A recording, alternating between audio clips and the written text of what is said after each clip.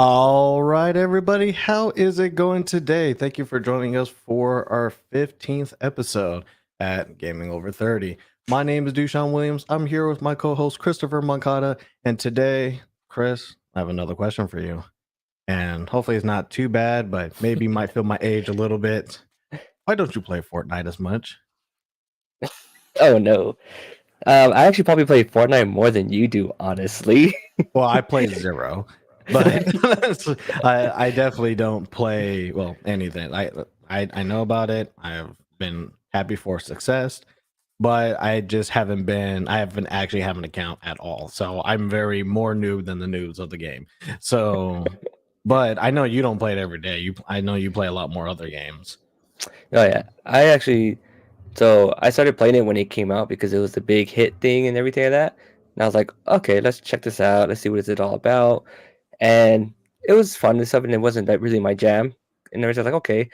And then it wasn't until if Fortnite did what Fortnite does, and it got my son into it, and he's been hooked ever since. He drops off here and there, but he's gotten to the point where like because the battle pass is always like $10 every time you pay for it and all that stuff. And Hmm. he's gotten to the point and he's taught himself to realize that when he'll save enough points by playing the game and doing all the missions and stuff like that, to where he always has enough points to buy the battle pass himself. Like I never ever have to give him the money for it. He knows how to do it. He knows what skins he wants out of it, so he works for it and stuff like that. And he's caught in that whole game loop of it. And He pretty much understands what free to play means at this point. yeah, Play long enough, and it should come to you with effort. yeah, and then he's learned how to work the system in his favor for those aspects. But it wasn't until I started playing with him and like some of his friends and stuff like that, where I started realizing like that's where the fun is in the game, where it's more of a social network type of thing where you jump in there. And when I was playing with them, I mean, yeah, they wanted to win and they wanted to try and get far, but they were more just kind of talking, joking around, sometimes shooting at each other and stuff like that, and just doing dumb things like that. But then, like, at midpoint in between the game, since you're in there for about like maybe 20 minutes, about 20 minutes to 40 minutes, depending how far you can get into it. Pretty So, much. like, in between those lulls, stuff like that, they go from messing around, trying to do other challenges, to going to do the actual game and trying to win it out in that point. And like I've played it with them and stuff like that, and I've seen where it can be like catching the people's view and stuff like that. But like myself, and I'm pretty sure you do here and there, where like you watch either podcasts, Twitch streamers, or stuff like that, Mhm.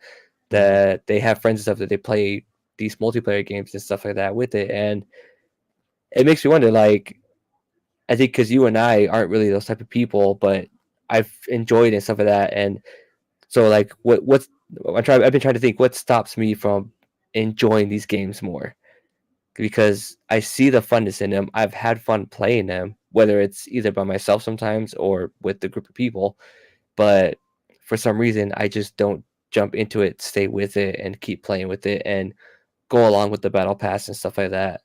And I think for us being older, I mean, it's harder for us to have our friends play with schedule times and stuff like that. And even as where we are in our age, and for myself personally, I have had issues where like I've joined in like different Discord groups that I'm a part of, and they have like get-togethers. They have areas where you could put up LFGs, which is like looking for games, and people Mhm. would join you and stuff like that. And I'm always scared to do it, even though I know I should not be. And so I want to throw it back to you and say, like, is this similar issues you have, or are they just completely different issues that you have? Well, you definitely laid it on it pretty thick on a lot of the angles and stuff. Because I think you're right in that point. Is that there are some aspects to multiplayer games, especially today's multiplayer games, that I'm either with it or not. And I think it comes down to either a like how directly connected I am with people, like am I talking to them, am I doing that stuff, to like, well, okay, what is it that I'm actually doing? It is it fun, is it easy, is it a quick game and stuff. And like I say, this year I think was probably a more progressive year for me when it comes to these types of games, because like when it came to games like Fortnite, when it comes to Among Us, when it comes to Fall Guys and stuff. Even though like they're not really difficult games in the aspect, a lot of times I just wasn't comfortable for me kind of jumping into it, kind of, especially because like some of them don't require real Discord and stuff. Like I feel like Among Us is a little bit easier because we could do it with just friends. Like if we could get that many friends together, it might be a fun time, but then we got to make sure we got a either Discord server going or Teams chat or something's happening, right? Like something's like where we kind of get everything kind of involved and stuff. And then there's other cases where it's just kind of like, okay, well, I just labeled problem number two is how many people can we get, to play a game to where the game's actually fun. Like Among Us isn't fun with 4 people. Like it has to have like a good amount of people, or else either the game's too quick or just like there's not enough to really kind of leech off in that case. And like I said, it's something that, again, another thing I'm trying to get better at. Because there's some games where it's like, okay, I may not like Fortnite, but there's like a game that's like Fortnite that's more in my wheelhouse that I probably would have tried if I just kind of was into it. But I do feel like there is some kind of fear there, even if I don't know like what I feel like the fear is. Like I just know there's something that's like prevents me from really doing it. And I think that's kind of what we're trying to discuss today, honestly, right? Because you kind of brought this topic up to me, and you were kind of talking about it, and I kind of sat down and thought about it. I had a different thought. It was like, well, yeah, it's mainly when I was younger. GoldenEye was everything. Like I didn't Right. play the GoldenEye story as much. I actually had to kind of force myself to play GoldenEye 007. But when it came to multiplayer, like that's literally what I went straight to. And I feel like that's what people do today. Like they just play the multiplayer of any game. If it's Call of Duty, multiplayer. If it's, I mean, Fortnite today, the Battle Royale is the smaller version or different version of the actual game Fortnite. And, it's Right. all like, yeah, people didn't know much more about that. But then when this hit, everybody was doing it. And the game's still around. It still brings in incredible numbers and money. But it's just one of those things where it's all like, I feel like the newer games coming up, they're doing what I used to do. So why is it that I'm just not doing it with them? And I think that's pretty much today's topic. Just why haven't we got into games like Fortnite as much, or why haven't we gone into games where we can participate, even not even directly talk, but we just don't participate at all. Yeah, like I even tried it with the new Gundam game that came out. It's pretty much like a knockoff of not a knockoff, but it's pretty much like an Overwatch game and stuff like that. But you and I both love Gundams. Yeah. Extremely, and so it's like, okay, cool. So I jumped into this game and I had a lot of fun the first couple of days I started playing with it. I haven't gone back to since. And like it's something that I really want to keep playing at and even get better at, because like I saw the hook, I saw what it was about, I was really liking it and stuff like that. And I was having a lot of fun with it. But like for some reason, when I have that extra time, I just don't do it. And this is another one where like I'm pretty sure I could probably find a Discord group, stuff like that online that I could probably jump into. So I could find a group of people and jump into games and stuff like that. But there's something in me, I guess I guess you could say, where I need to break that barrier and get over that hump of just being like afraid to do these online things. Because like when I was playing Destiny 2 very frequently, like I had no problem going solo into matches with Crucible or going online and stuff like that. And I even got to the point where I could go into doing certain raids with like random people and stuff like that. And I was enjoying my time doing that. But it's really, really hard for me to do it with other games and stuff like that, like Fortnite. You know what I mean? Mhm. It's and like it. I'll watch my son play it and stuff like that, and he'll jump in it by himself. He'll do it with just one friend, even if they don't have a full squad. He'll play other games with them if it's just one or two people. Or like the other things I've seen him do too is like he'll be playing a game, or a friend of his will be playing a game, and they're just kind of hanging out in like the group, like in the headphones, some of that, in the chat, Yeah. just talking to each other while they're playing the game, and like he might be playing another game, or they might be playing the same game, just like solo like, and then Hmm. they just do it that way, and it's like, okay, cool. Like he's so open to this in a good way, stuff like that, and like how can I break that barrier to kind of aim towards that thing? Because there's so much more fun I could be adding to and having fun with either it's my friends or even making possibly new friends online. Like you hear all the stories about people who meet friends online and stuff like that, and they end up becoming like really good friends and stuff like that. And I've always held myself back from not doing that, even though there are a couple of people I have met online who I started making like good friendships with, and then they just kind of died out at some point because it's usually on my end where I just don't jump on anymore, and then they'll reach out to me and I just don't respond back. I feel like part of it is I think is the friends around us, right? Like being older and stuff. We're out of high school, we're pretty much out of college, and you're at the pretty much end of your college time. Is that we don't have the same friend group that's strong of doing stuff together. Like you normally have your homies, three, four guys are always around and stuff like that. But now that everybody's trying to live their own life and everything, it's a little bit harder to kind of bring the game together. And I think that's why like online gaming is such a big thing because technically you don't have to be together anymore now. You don't have to couch share. You don't got to do anything like that. Even though I know people do want that, they want to go back to that a little bit. But you don't have to do that and stuff. But I think the older that you get, the harder it is for the same amount of people to have the same open time. Like we do this podcast on Fridays, but this was a good time for us. And even though it probably makes sense to do it on earlier in the week or something like that, you know, this is kind of like the time that works for both of us and we can consistently do it. And if we couldn't find a time, we couldn't do the podcast.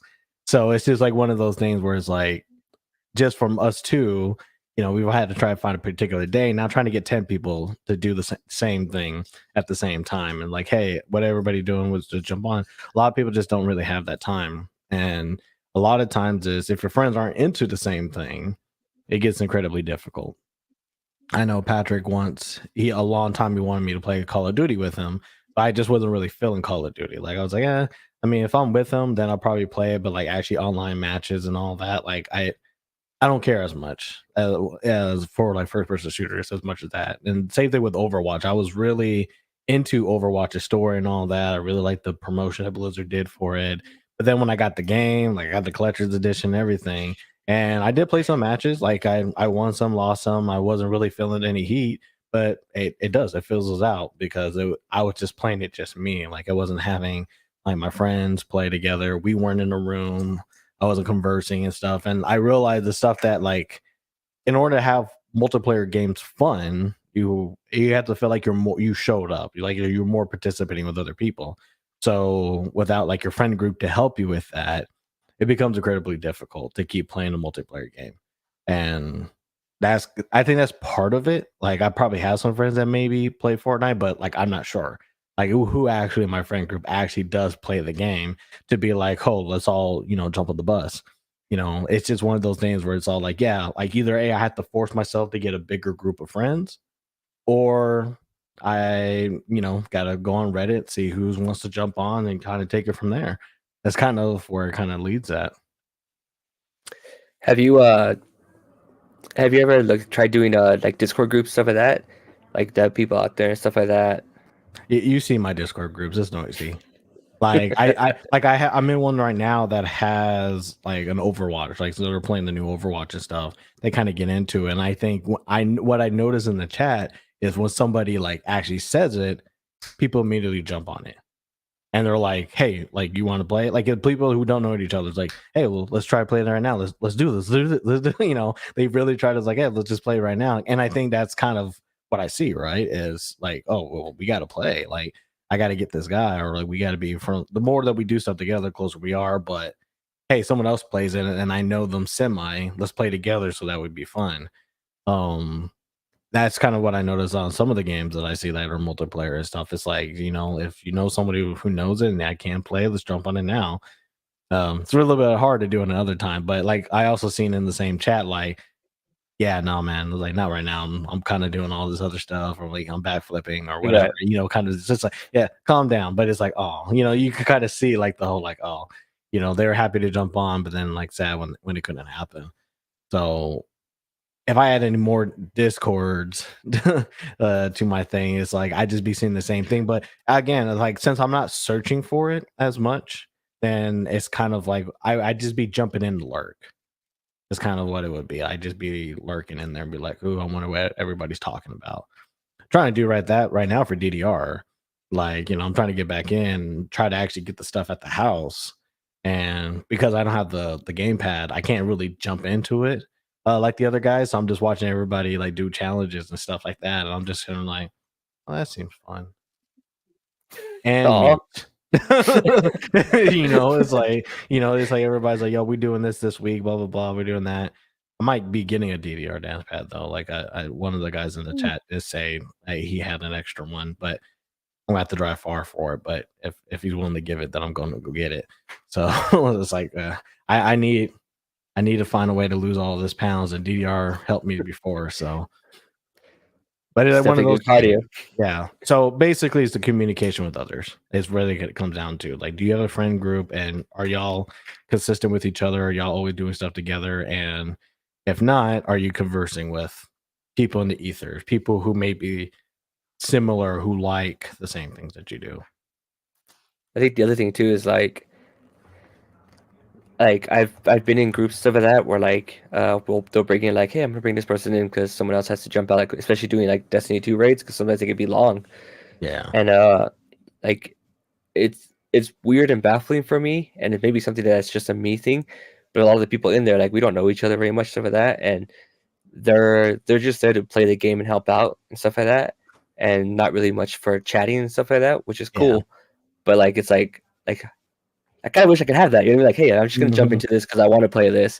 I don't need to chat with people. I don't need to do that and everything. But then like I just have that mental block that just is like it's like I could literally just like grab my mouse and just be like, no, you know what? No, I'm not gonna do it.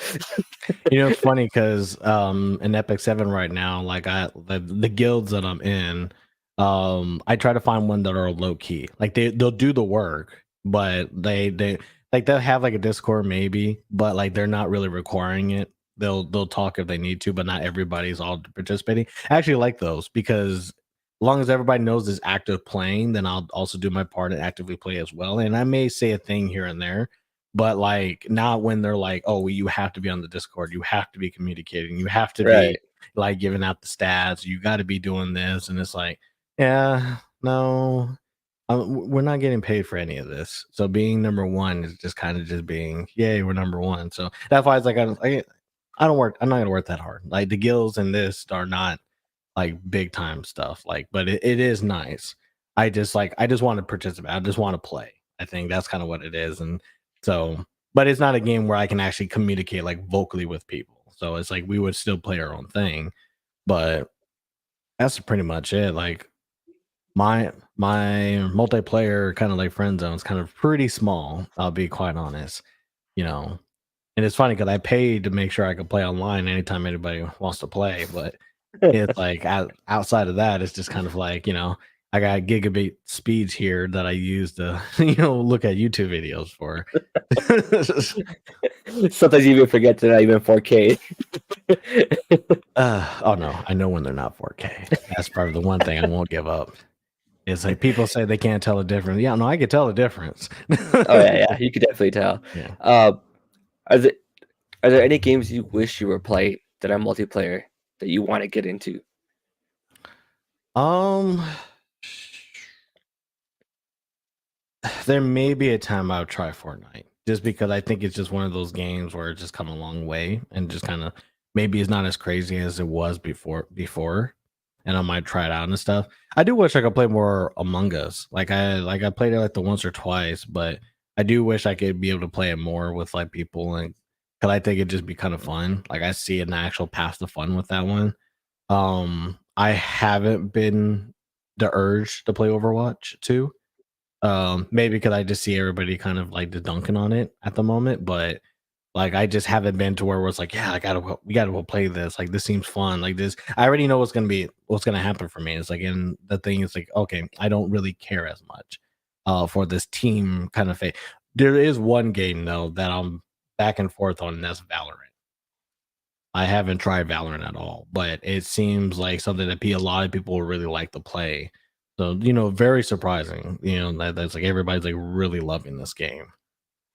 Yeah, that's definitely one that I've seen has a lot of issues, but people just really, really, truly love to play, and it keeps going. Mm. That's another one I've always kind of wanted to try too, but I've been hesitant to. I've also heard rumors about like skill levels being an issue with like matchmaking and stuff like that, Yeah. but I don't know how true that is when it comes to a couple of rookies like us.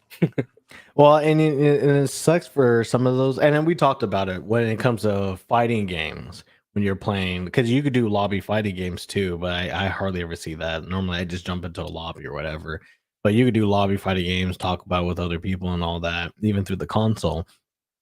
But when people are all, it was actually a conversation in another group that I was in about like why people don't play fighting games as much, or like why it's like it doesn't blow off like these games like Fortnite and all that. And it's like, well, it's because the skill bar gets raised every time.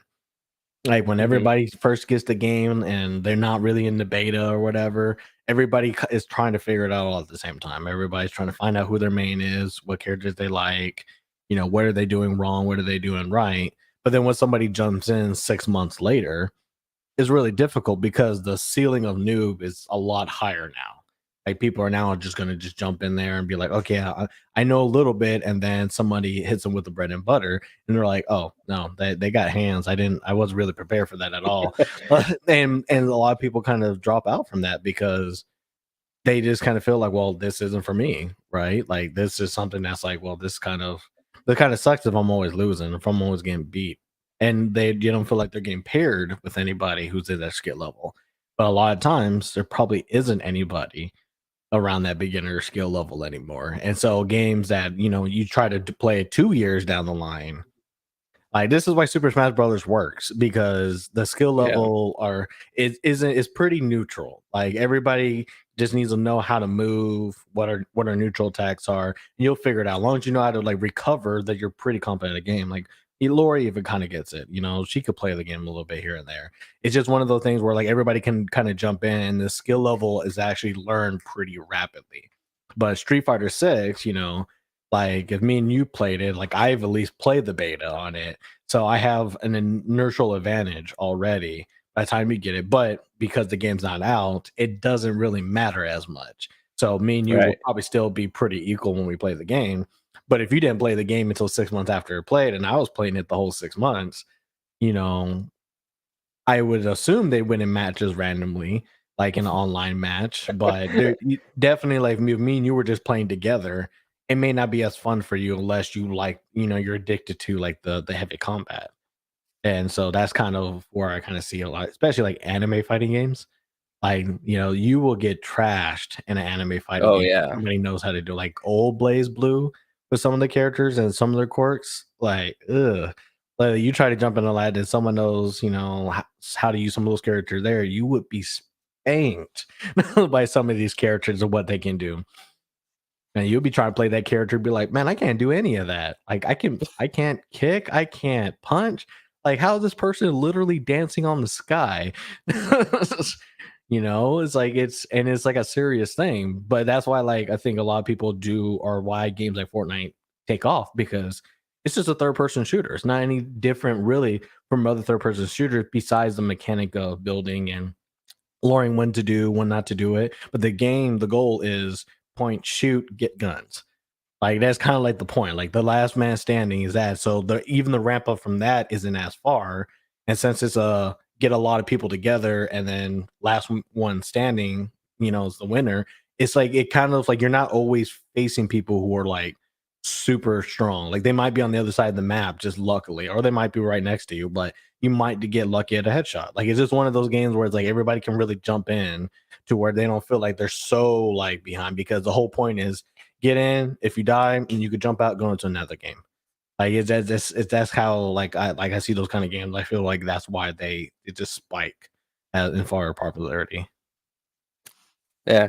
I would love to try and have a conversation with someone who like plays a lot of multiplayer games and stuff in a sense, Yeah. and kind of feel like what's their mindset and how it works and stuff like that. Because I don't know if it's maybe because I would say you're probably you're not very much introverted as much as I am. Like you're probably more outgoing, more willing to talk with people and stuff like that. I don't know, man. That might be like a conversation because you do actually go out. It's like I'm married now. Like I don't have a reason to go out a lot of times. Like if I was with like my coworkers and stuff, maybe. But like I said, I think that's a fight between me and you. It's just we just have outside of us, we have two different groups of friends that they will never meet. Yeah. Yeah, but at the same time, like usually the stuff that I'm doing going out is like event stuff, whether it's like going to play a show with my band and stuff like that. And Hmm. that's usually like I'm usually in and out because I usually have work the next day and stuff like that. And at the same time, I'm the drummer, so 9 times out of 10, most people don't want to talk to the drummer. They want to talk to the rest of the band, stuff like that. I mean, the most I get is usually props like, "Oh man, you're really good." It's like, "All right, cool, I appreciate that." And I'm like just there packing up all my stuff, and the rest of the band's just hanging out with everyone. And I'm like, "All right, I need to put my drum set away. I need to put my cymbals away. I need to put this away. Okay, did I get that? Is that locked over here? Is that over there? All right, I'm good." And by the time that happens, like another band's already playing, and I'm like, "All right, well, I'm just gonna chill with my girl and hang out for a little bit, and now I'm out of here." I mean, the last time I went to your show, like everybody understood that you needed help, so everybody was pitching in and trying to put all this stuff away. So at least you could command a few group of people. You know, if I'm walking out, like either I'm walking solo or with her, like this, I ain't bringing people onto my side. So you at least got that rock band flavor to kind of bring people in.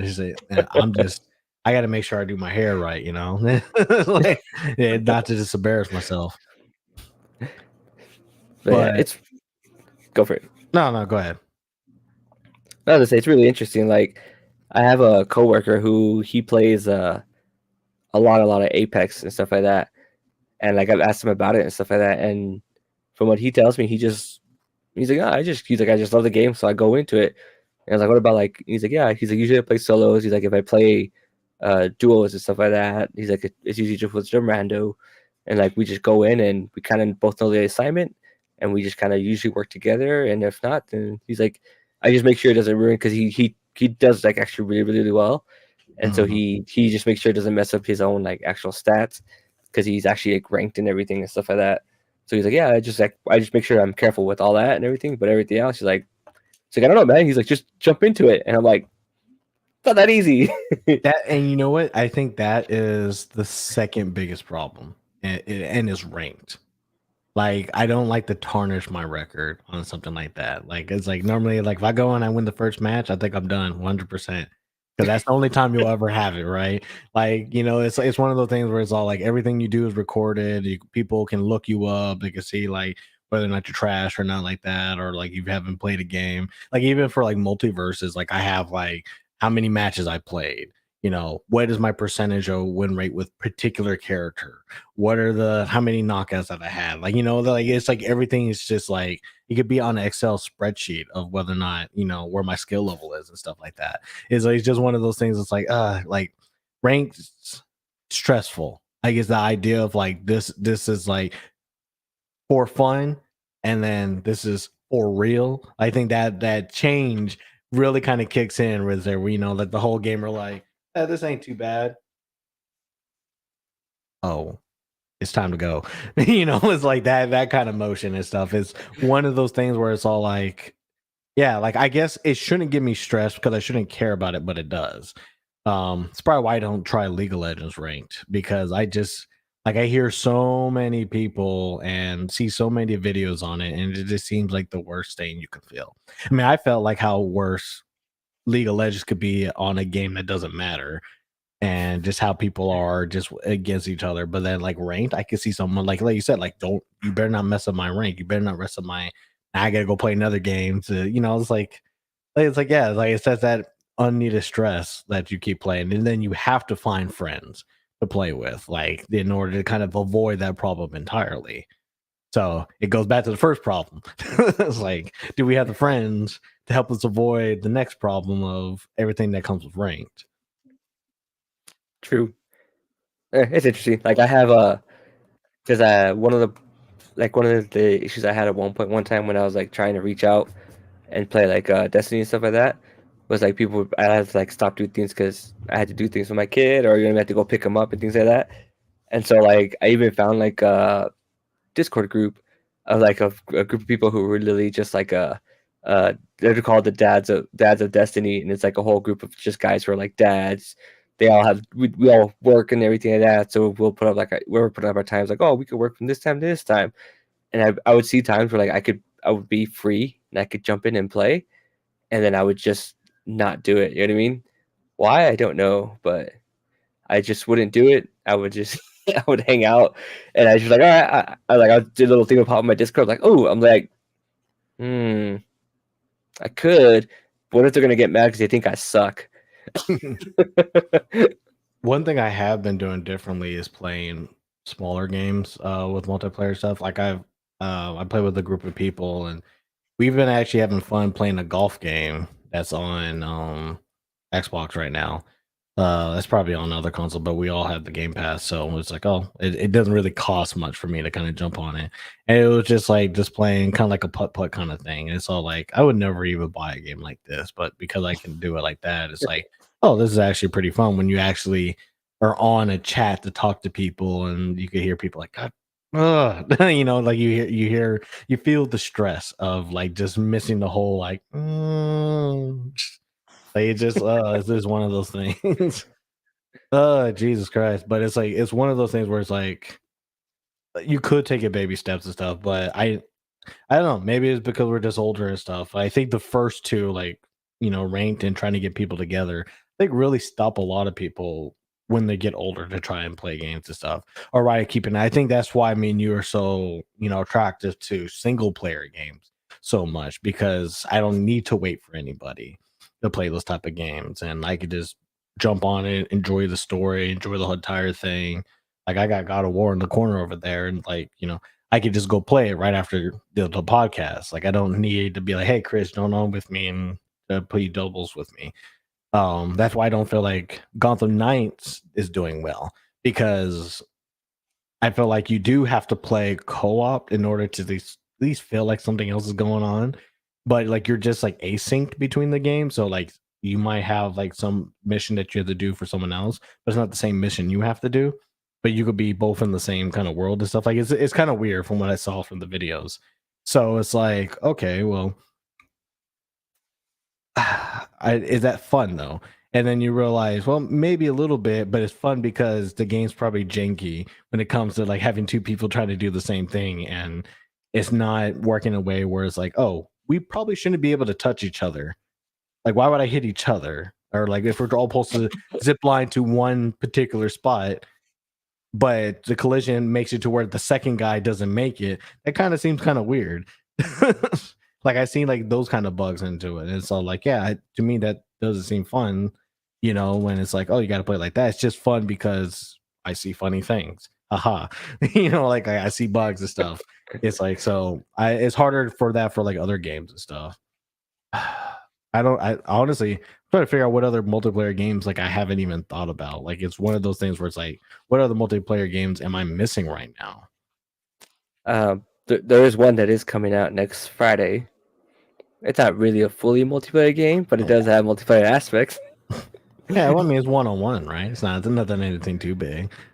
It's like No, but like it definitely ups the ante with trades and getting the Pokemon we need for each other and all that stuff. yeah, but it works for the interaction part. But I hated max raids and Sword and Shield And Sword and because Shield. it's like I'm glad they allowed you to do it by yourself, because like I even tried to do it with other people.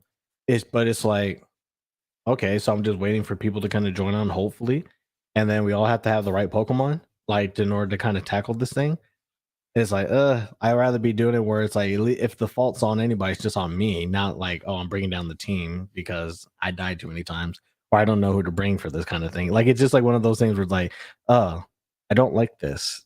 Like, I feel like it is making me pause the experience to do where I could be doing something more fun. Like, it's just like, that was probably the one thing I didn't really like about the game at all. It's like, I like the whole, like, oh, gigantic thing, Pokemon look like gods and stuff like that. But outside of that, having four people try to attack one guy, it wasn't as fun. Like that's like I wasn't really like kicking at it like, oh, this is awesome.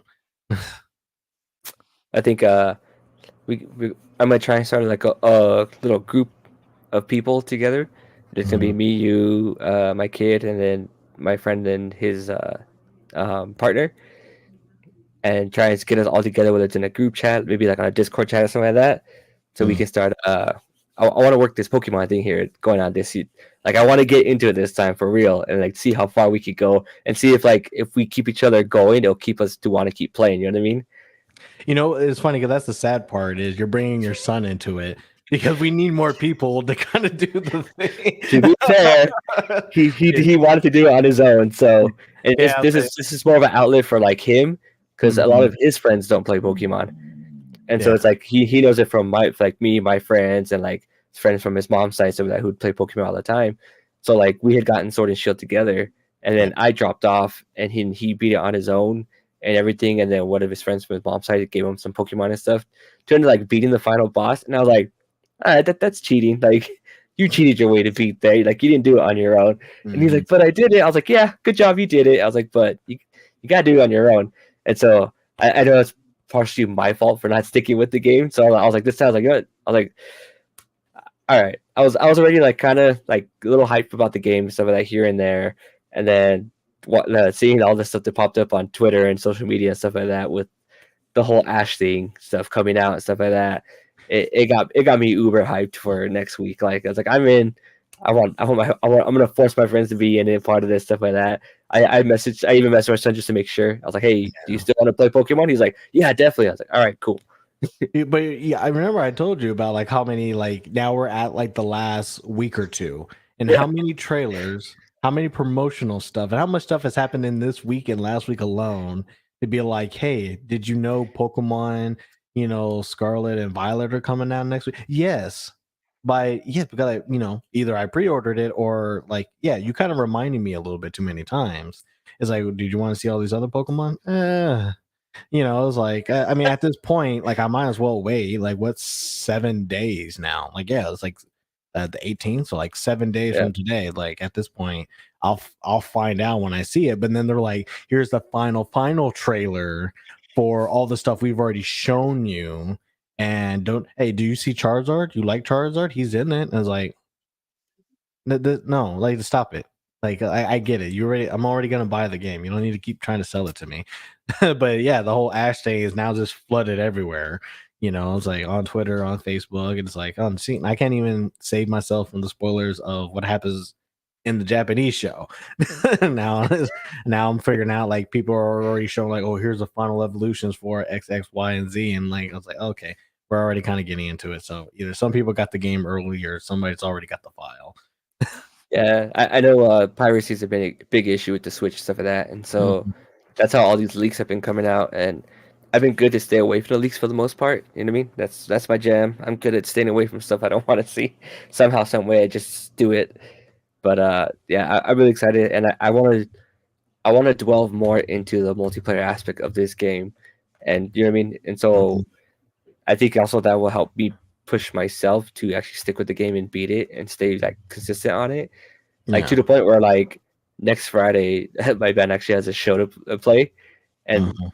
I guarantee you I am taking my Switch with me because I only got to play like a 15-20 minute set, and the rest of the time I'm there, I'm gonna be socializing. But yeah, I'm gonna be playing Pokemon. I don't care what all these people say. Yeah.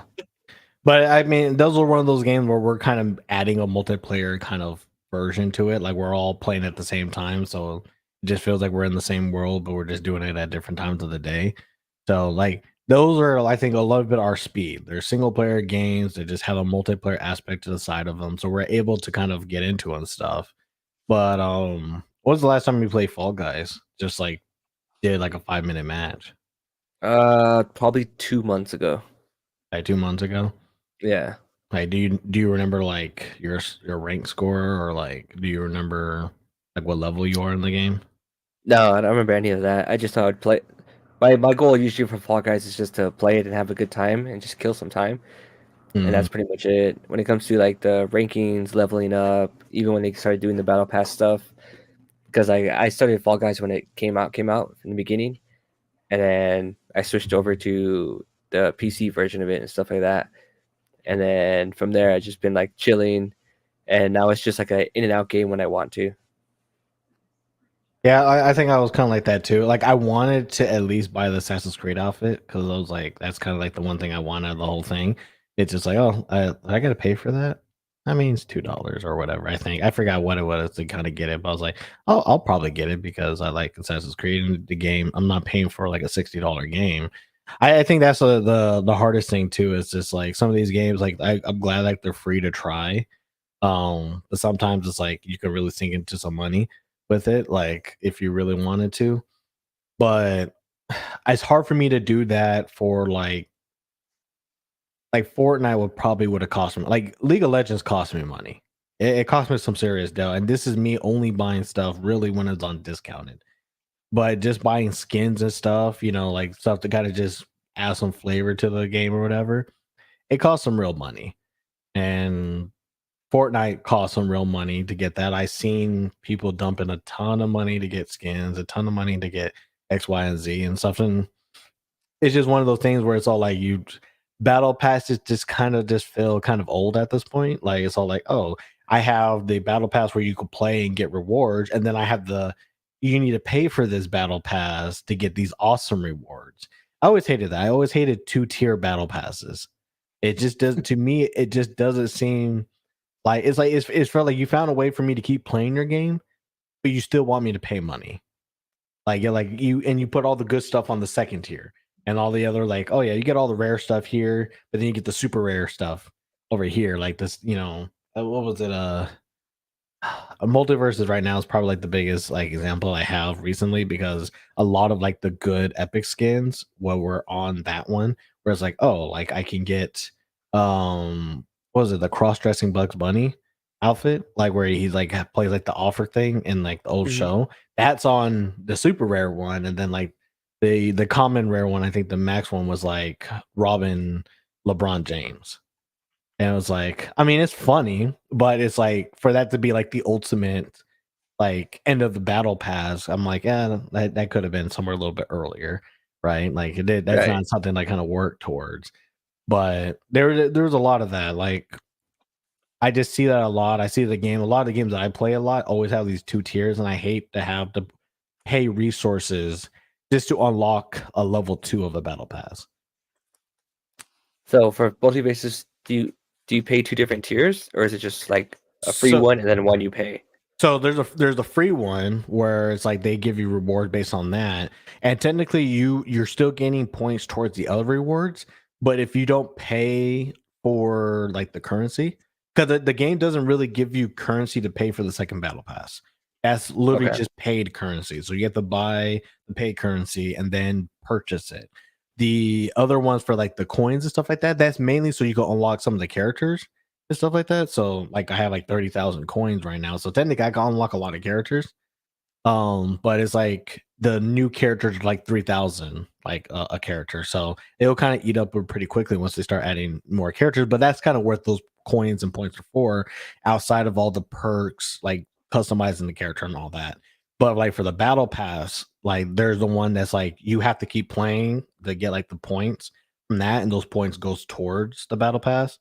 And then if you want the other battle pass, you still got to pay to unlock that one. And I think I forgot like the money transfer stuff. They try not to charge you a lot, but it's not like a $5 thing. I think it's more like a 15, 20, $25 thing. I think it's just one of those things where it's like it's a one time only thing. So you have to do it for like that season. If not, then you're kind of out of luck. But it just sucks to see that you earned those rewards, but you can't get them because they're Unlock them. behind a paywall. And so it's at least where it's like, oh, if I pay at the end, like after I got the first battle pass, if I just pay it, then I'll unlock everything and they'll just give it to me because I already earned it. I just hate the fact that it's like it already takes a long time just to finish a battle pass. Like when they do like a season, like if they don't give you enough time, then it sucks. Like the season 0 of the game, I couldn't get everything because I wasn't playing day in and day out. I was just like, here's 5 matches, here's 6 matches. Here's just me trying to play it, but then like they wanted you to play. So and there's no way to kind of just skip the battle pass and be like, you know what? Like I'd rather you just give me money to just me skip the entire battle pass entirely than to be like, oh, we're gonna hide half of it from you. We're gonna let you see it because we're trying to entice you to buy it, but you can't do it unless you pay for it. And I think I get tired of those kind of things that they do that in almost a lot of these games, whether it's live service games whether it's like a lot of these free to play games, they've always kind of do something where it's like, yes, you can earn some things, but some things you have to just straight up pay, and then you have to earn them. It's like I think that's the thing that kind of gives me the I most, get you. Yeah, yeah. because just paying for that second tier doesn't mean I automatically get it. Can you make enough currency on the first tier to pay for your second tier? That way you don't technically use actual money, No, or you you just always have to have to use pay. actual money. Like Okay. it's non-negotiable.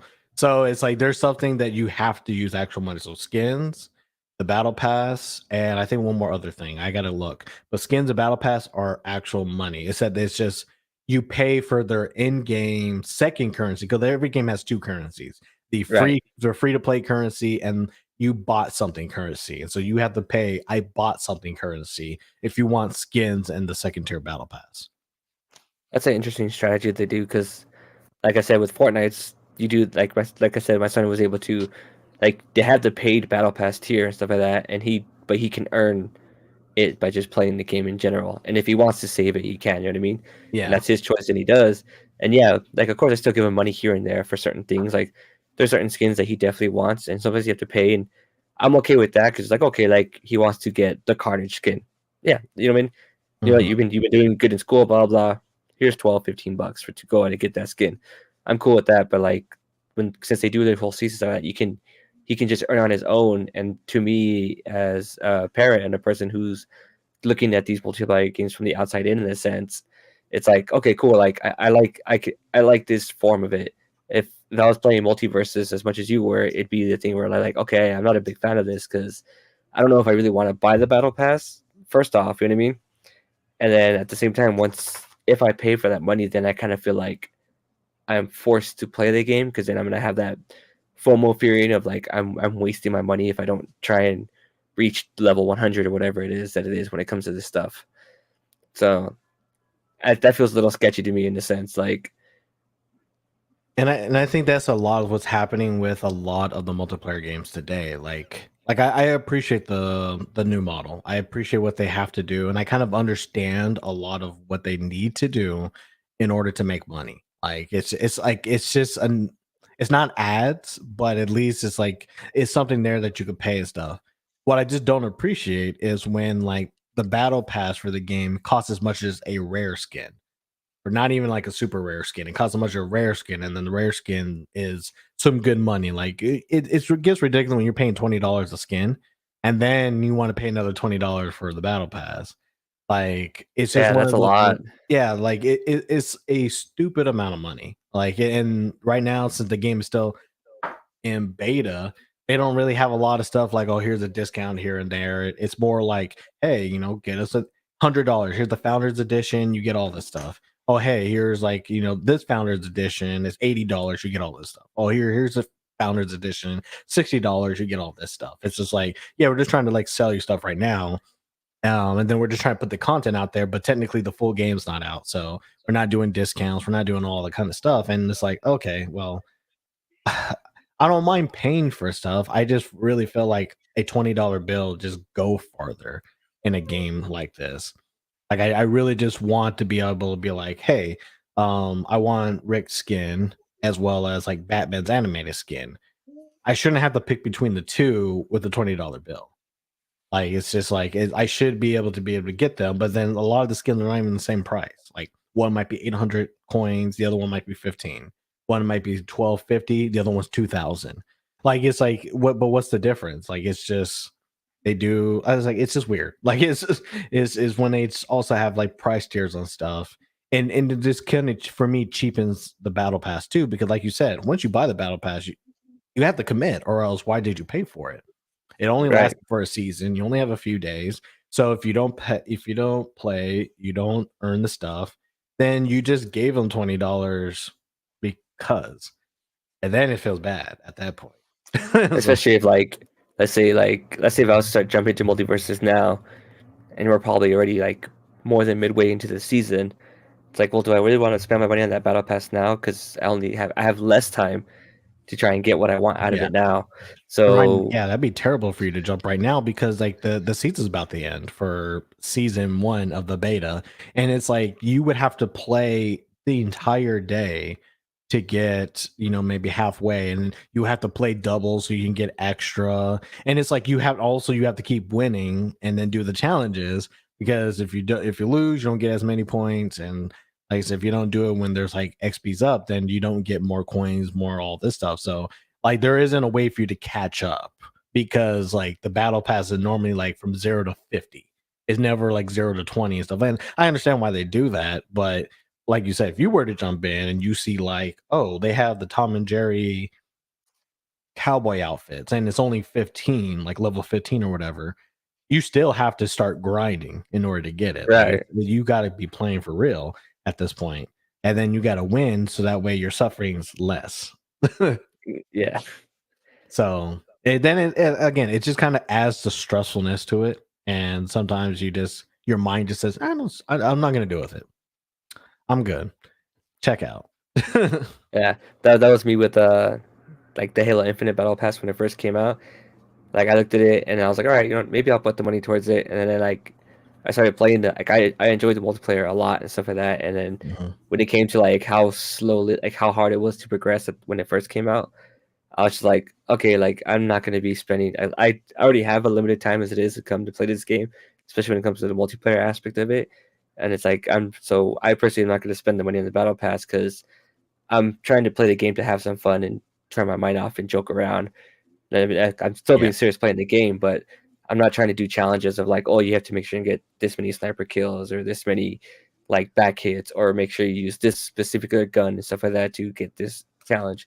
Because then at that point, for the player that I am, it ruins the game because I already know I'm going to be average at best at the game. I'm not going to be great, and so Mhm. having to even make it harder on me because I have to use a different gun or I have to do these specific things. Then once I saw all that, like I tried it at first to see like, well, let's see how hard it is. And then for me at my skill level, it just was not there. And I was just like, okay, cool. Like I'm not gonna spend money on the battle pass just because that's just something I don't feel right for myself. Was it something recently like Overwatch 2? It would take like almost 300 years to try and get all the things out there without paying a single dime.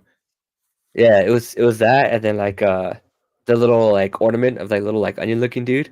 Hmm. That like you could actually buy the keychain outside of like at a store, and it was cheaper to buy it outside of the store than it was to buy it in game. Yeah. Like there was like a bunch of people were like, hey, I bought it in real life and I gotta pay like X amount of money more to freaking get this thing for my game in-game thing. And I was like, ooh, like that's where you're it's for me it's really weird to see like these multiplayer games, they're free to play and I get why they're free to play and I get they have to make money. You know what I mean? I Mhm. mean, what's the point of all of this if you're not making money? And You can't hate the game. Or, yeah, you and know. and it's funny just seeing like a lot of, and I don't know if maybe this is something that might be something I haven't heard people talk about or anything like that, but like a lot of people don't do a similar thing from like what Fortnite does that everybody knows is a working formula. It's doing well. Like, you know what I mean? Like there's something there to it that makes it work for its free to play aspect of it. And then I don't know if it's just like other companies just trying to do their own thing to see if it works better or what it is, but or maybe they just have some like I was maybe they have some kind of form of like copyright issue or some legal documents that doesn't let people copy that exact format. It's so it really interests me to see that way, and because these multiplayer games, some of them I want to play. Like I want to play the Gundam one more, and when it came out, a day or two later, you could buy the battle pass afterwards, and the first day I got to try it out, like I was progressing pretty well, and I was like, okay, like this will make me want to buy the battle pass because it's gonna let me progress well. I'm not having to do crazy insane things to add more XP and stuff like that. It was more like the XP you had from winning or losing was good enough, and then if you did these extra challenges, then you know what I mean. Then it's like okay, cool. Then it boosts even more. It's like okay, cool. I like how this is working, Gotcha. and that's something I need to go. I want to get back into because I know towards the end of this month or beginning of next month they're supposed to release on console, and so I really want to see like I think at that point I'm gonna look to see about buying the battle pass and playing the game more and seeing if it's maybe not buying the battle pass, but see if it's actually worth playing and worth getting the battle pass if I'm not just like throwing all my money away. I do have a question for you. Before I forget, what is your opinion on skill-based battle passes? I personally despise them because I think I'm a average gamer at best. Like, I've been playing games all my life and stuff like that. It's been, like, my bread and butter, and, for some reason, I just don't ever get very, very good at them. I just enjoy them. I know where I'm at. I have fun with them. I think the only thing I could sometimes be good at would be, like, platform games every now and then. But I don't like them because it just makes it so much harder for me to try and progress in it. What about yourself? um, I'm on the favor that I don't like them as much because you have to find the right balance of what's not annoying to do versus like what's just something like, oh, if you just play the game, it'll just happen. So I hate to really use multiverses for this, but it's like a really good example. So like one of the skill based ones is you have to do 350 damage. Most people one on one won't get up to 350 damage, especially with two stock lives. It's just really Really? impossible. Like unless you're fighting like Iron Giant or somebody with a lot of health, even then he's probably going to kill you before then. Like it's just one of those like you have to do a stupid amount of damage, and no character needs to do 350 to end a match. So you have to quote unquote do an all for one with the computers in order to start hitting that, because then you're just hitting everybody at that point.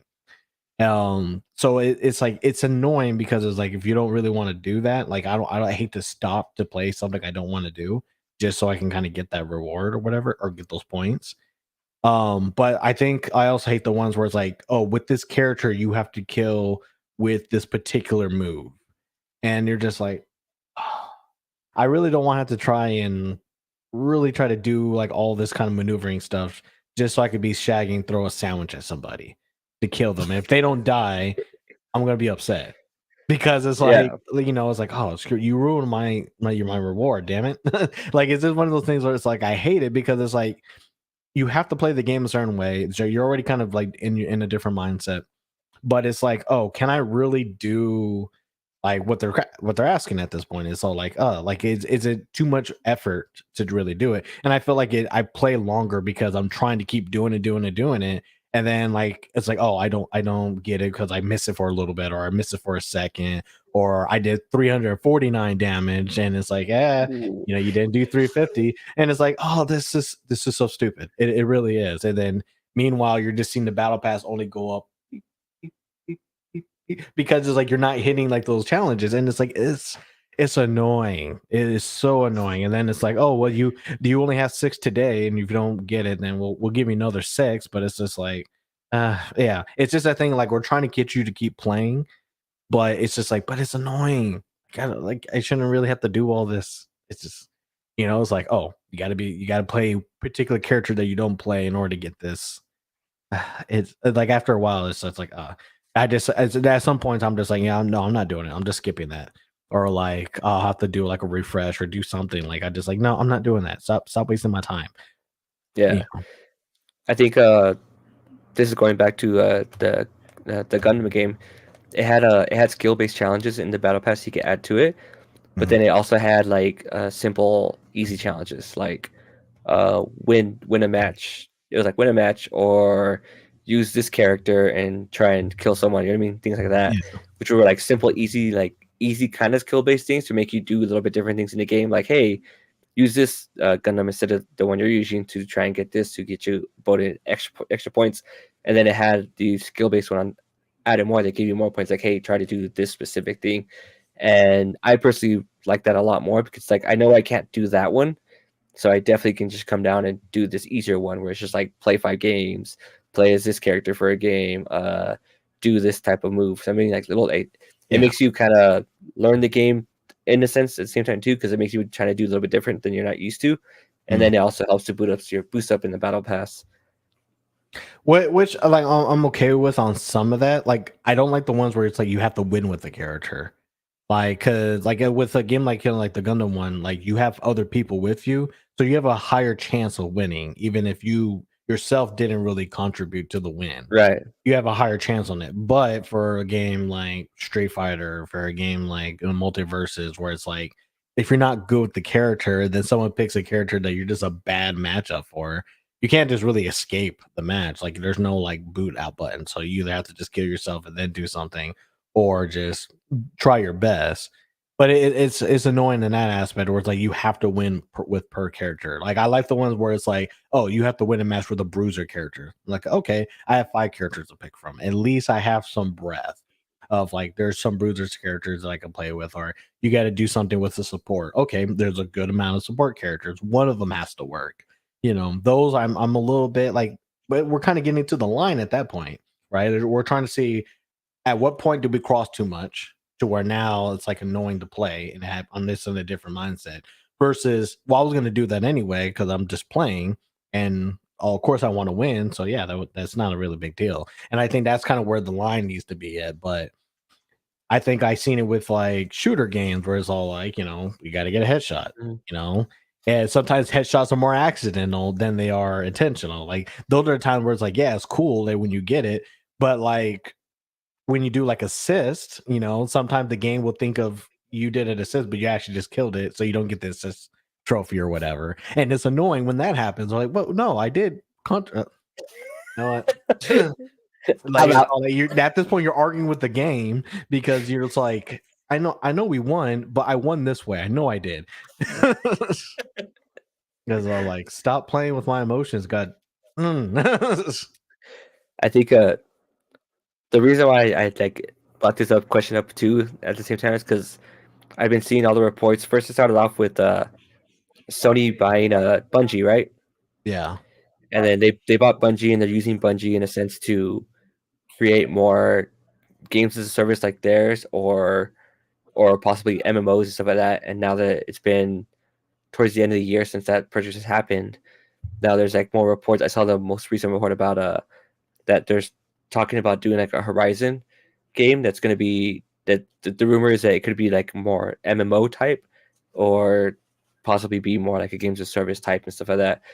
And so the reason why I wanted to bring this question to forefront is like, do you think, let's say for Sony, like if God of War makes some type of game that's kind of like a games of service or MMO type of thing, are you going to be more willing to try and jump into it and try and be a part of it because it has that type of great gameplay, player aspect that I had from the original games moved into this one? So that's such a good question because when it comes to multiplayer games, I think they're now in 3 buckets. A multiplayer game where it has a multiplayer aspect where you're still single player, but there's something where you could do with somebody. So like a one-on-one, maybe like the Yu-Gi-Oh card game or like the game I was talking about for Epic 7, like where we're in it together, but we're not technically doing it together. And you got level 2, which I feel like is like the battle royale now, or MOBAs, where it's like you're normally on a team with random people, but you're not like in like the open world. You're doing matches, you're doing this, and then when you lose, you just jump into another one. And I think MMOs are like the final step, the actual massive multiplayer online, and that's probably a space that I probably wouldn't get to regardless.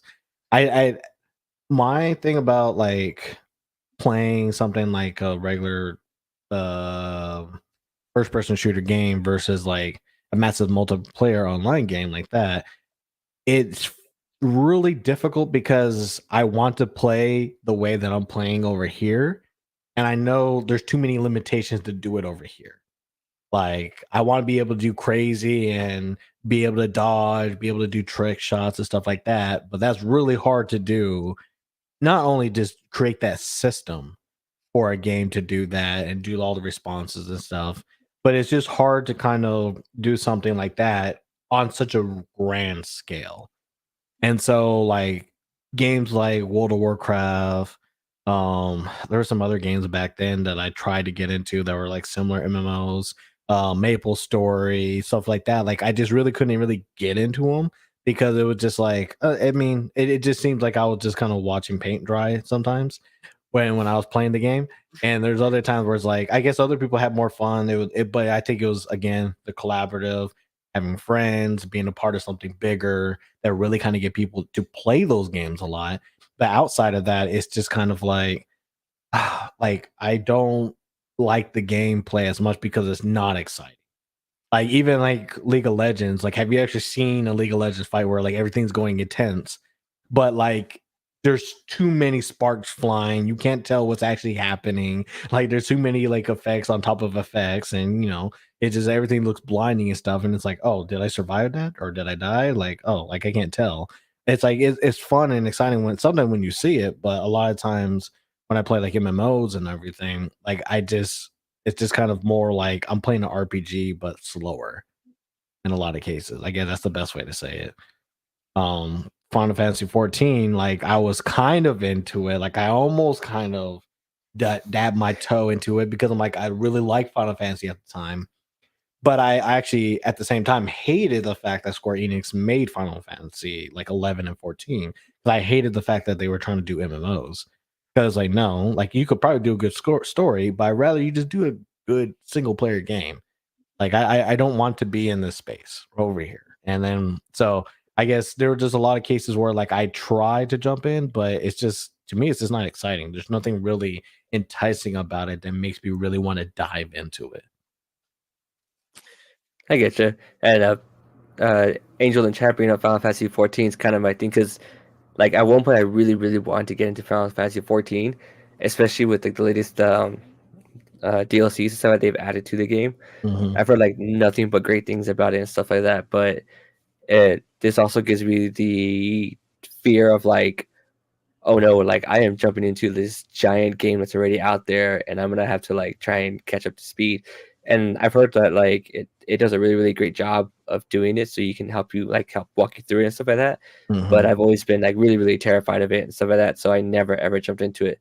But I've seen like over like social media and stuff like that about like how amazing that game is and how amazing like the stories are in it and stuff like that are great and stuff like that. And it's I think this is also the team that's doing the story for Final Fantasy 16 as well, and so that's why so many people are hyped about 16 because they know how well they did with 14 on their parts of it.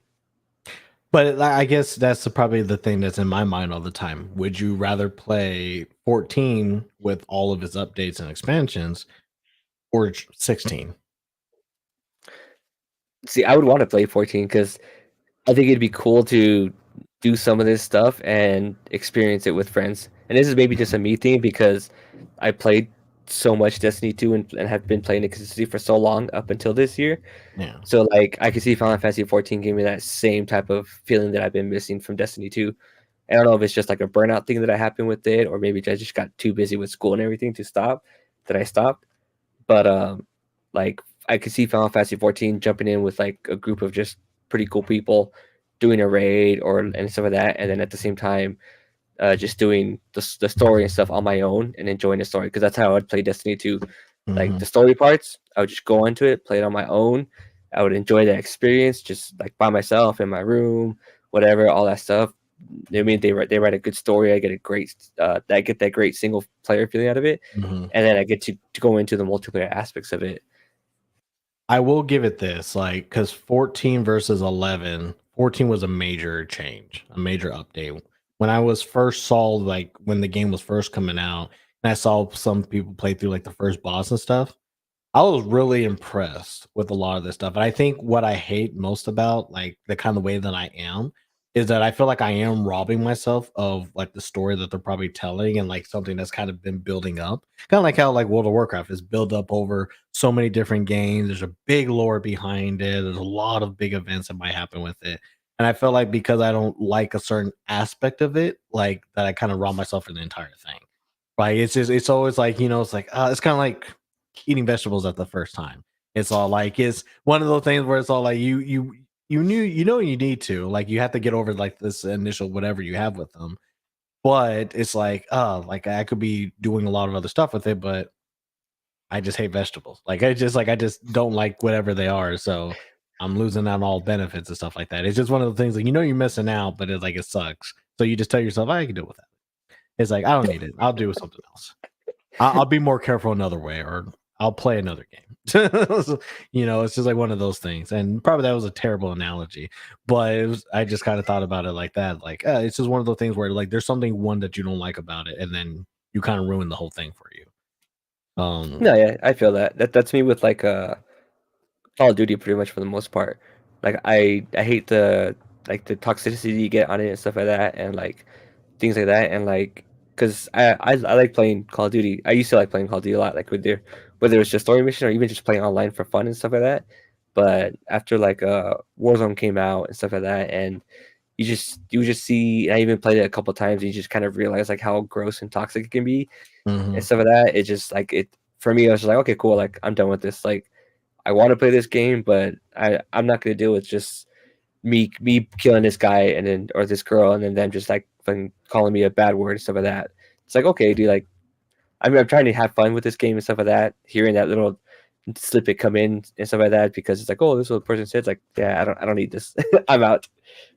Yeah, most things you want to do stuff on mute, but then again, it's not that fun anymore if you're not talking. And you know what? It's actually one of those things where like I've actually was seeing Modern Warfare 2, on the one that just kind of came out. And I kind of wanted to play it because it was like, okay, it was like Hmm. I think it was what, a remake of the older version and stuff. And I seen a lot of the story parts of it. I'm like, you know what? Like I've kind of always been a little bit interested. I know they're probably not the best part of the game or whatever, but to me, I'm all like, I look when I was seeing some parts about it, I'm like, actually, I feel like there's a lot more effort in here that I was really giving credit for. Like I liked how like you have to kind of walk around, you got to do particular stuff and all that. I would just kind of always discounting it because I was discounting of whether or not I was going to play the multiplayer or not. Because Right. like to me, like the stigma was if they build a multiplayer game or they added a multiplayer aspect to something, they forgot to add the good parts to the single player. And a lot of times, like the single player is normally like added on top. Like they're like, oh yeah, we had to find some way to make it multiplayer so we get more people to play it all the time. And then they're like, yeah, we gotta have the story. Marvel versus Capcom Infinite is a great example of something like that, where it's like they did a lot of changes to their multiplayer fighting game. Of course, it's a fighting game, it should have some good stuff. And they didn't put a story mode into MVC3, and people were like, "Well, what the heck was this?" Because this is just basically a terrible arcade mode. And then they actually put a story mode in it, and it was like, did y'all forget how to make a story mode work?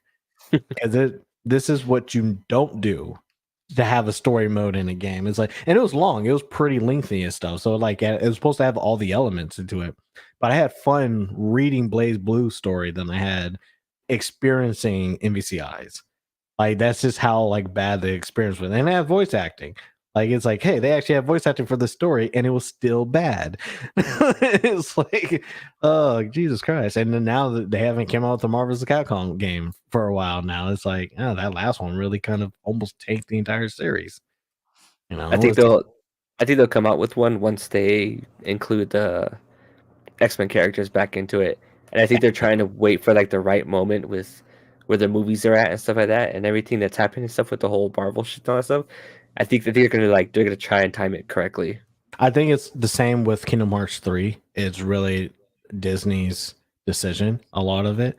It's like, hey, we need these characters in, but it's like Disney has their own view of what they want to have happen. And so Yeah. it's one of those things, yeah, when X-Men starts kind of creeping into the actual Marvel universes, I could probably see it now because like you gotta have Wolverine in there. It's kind of can't not have it. You can't put Black Panther in as an example to not put Wolverine in. It doesn't work that way. I like the Yeah. representation, but it just doesn't really flow that well. It's just like, yeah, we're just trying to sell the movie. It's like, no, the movie sold. They made money. We don't the game doesn't need to play that role. Yeah. But I think, yeah, that's actually one of the bad things about Kingdom Hearts because they didn't really have any of the Final Fantasy characters. Like it was just mainly they just show off all our new IP for Disney and all that stuff. And it's like, I like it because it's the base part of the game, but it was the fact that it was two worlds colliding that made it fun. Like these hyper realistic people with Donald Duck. Like it's kind of like that's kind of what I'm here for. But when you say, "Oh no, we cut out that part of the game," it's like, oh, I mean, it's like then it technically is a game from two conversions. It's not like it's basically what happens if we had a multiverse game for Disney. That's kind of basically what it kind of came down to. And that's my personal opinion, but I kind of felt like that was one of the things I felt like was missing when I played it. So it's like, oh, it just seems like I'm just kind of going into every single game, but they kind of stripped everything else out. Way off topic to Modern Warfare, but that's kind of how I felt about that. That's how tangents go. This will throw us off another tangent, but are you excited for Kingdom Hearts 4? You know what? I am because of like that last trailer they put. I would say like that trailer did a really good job of selling like, hey, I'm hoping something cool is coming out of this because this looks cool. Like that's that when I saw it, I'm like, this looks cool because Kingdom Hearts 2 is one of my favorite games of all time, especially for the PS2 era. Like it's just one of those games where like there's a lot about it that was really fun. And a lot of like high combat stuff that you had to try to do. It wasn't really you walk through a lot of the stuff. Fighting Sephiroth with the pain in the butt. There was just a lot of stuff about that game that I really appreciated, really loved, even when they had a high difficulty at sometimes. But I just felt like it was worth it. And I felt like that game looks like it's kind of getting close to that but also Mhm. adding kind of like a top refresh. So I'm hoping Square Enix is like, hey, we need to kind of add some other stuff in it to kind of bring it back up there because yeah, that trailer looked really nice.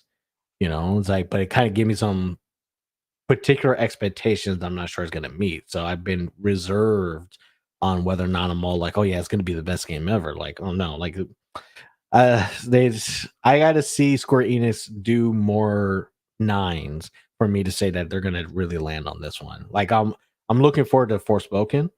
This is and hope that that game comes out really well and stuff. Because one of it's gonna be a game that I mean, they're not really the main developers for it, but they're publishing it, they're trying to kind of work with it. So I'm hoping that kind of sells or does really well. But if I kind of feel like that doesn't do too well, I don't really have too much hope for a lot of other stuff. Like right now, I'm really excited for Final Fantasy 16. I feel like what they're doing for that was Yeah. really exciting. But I'm also holding it a little bit because, like you said, like they've been really into the multiplayer and then try to find a way to pad that multiplayer stuff, kind of put into their main title, be like, oh, people want more action, or, RPG. They kind of want to go that route, but it's like, yes, but only if you go all the way. You have to go all the way in a lot of this stuff. Maybe add some cool stuff, maybe all that. Final Fantasy 15, I know a lot of people liked it. A lot of people have really fun with the game and all that. But I had some issues with Final Fantasy 15. Like it was just there's some stuff I was like, man, sometimes I just kind of miss turn based. It was just a lot more simpler and it was crazy to see other stuff, but it was still a fun game.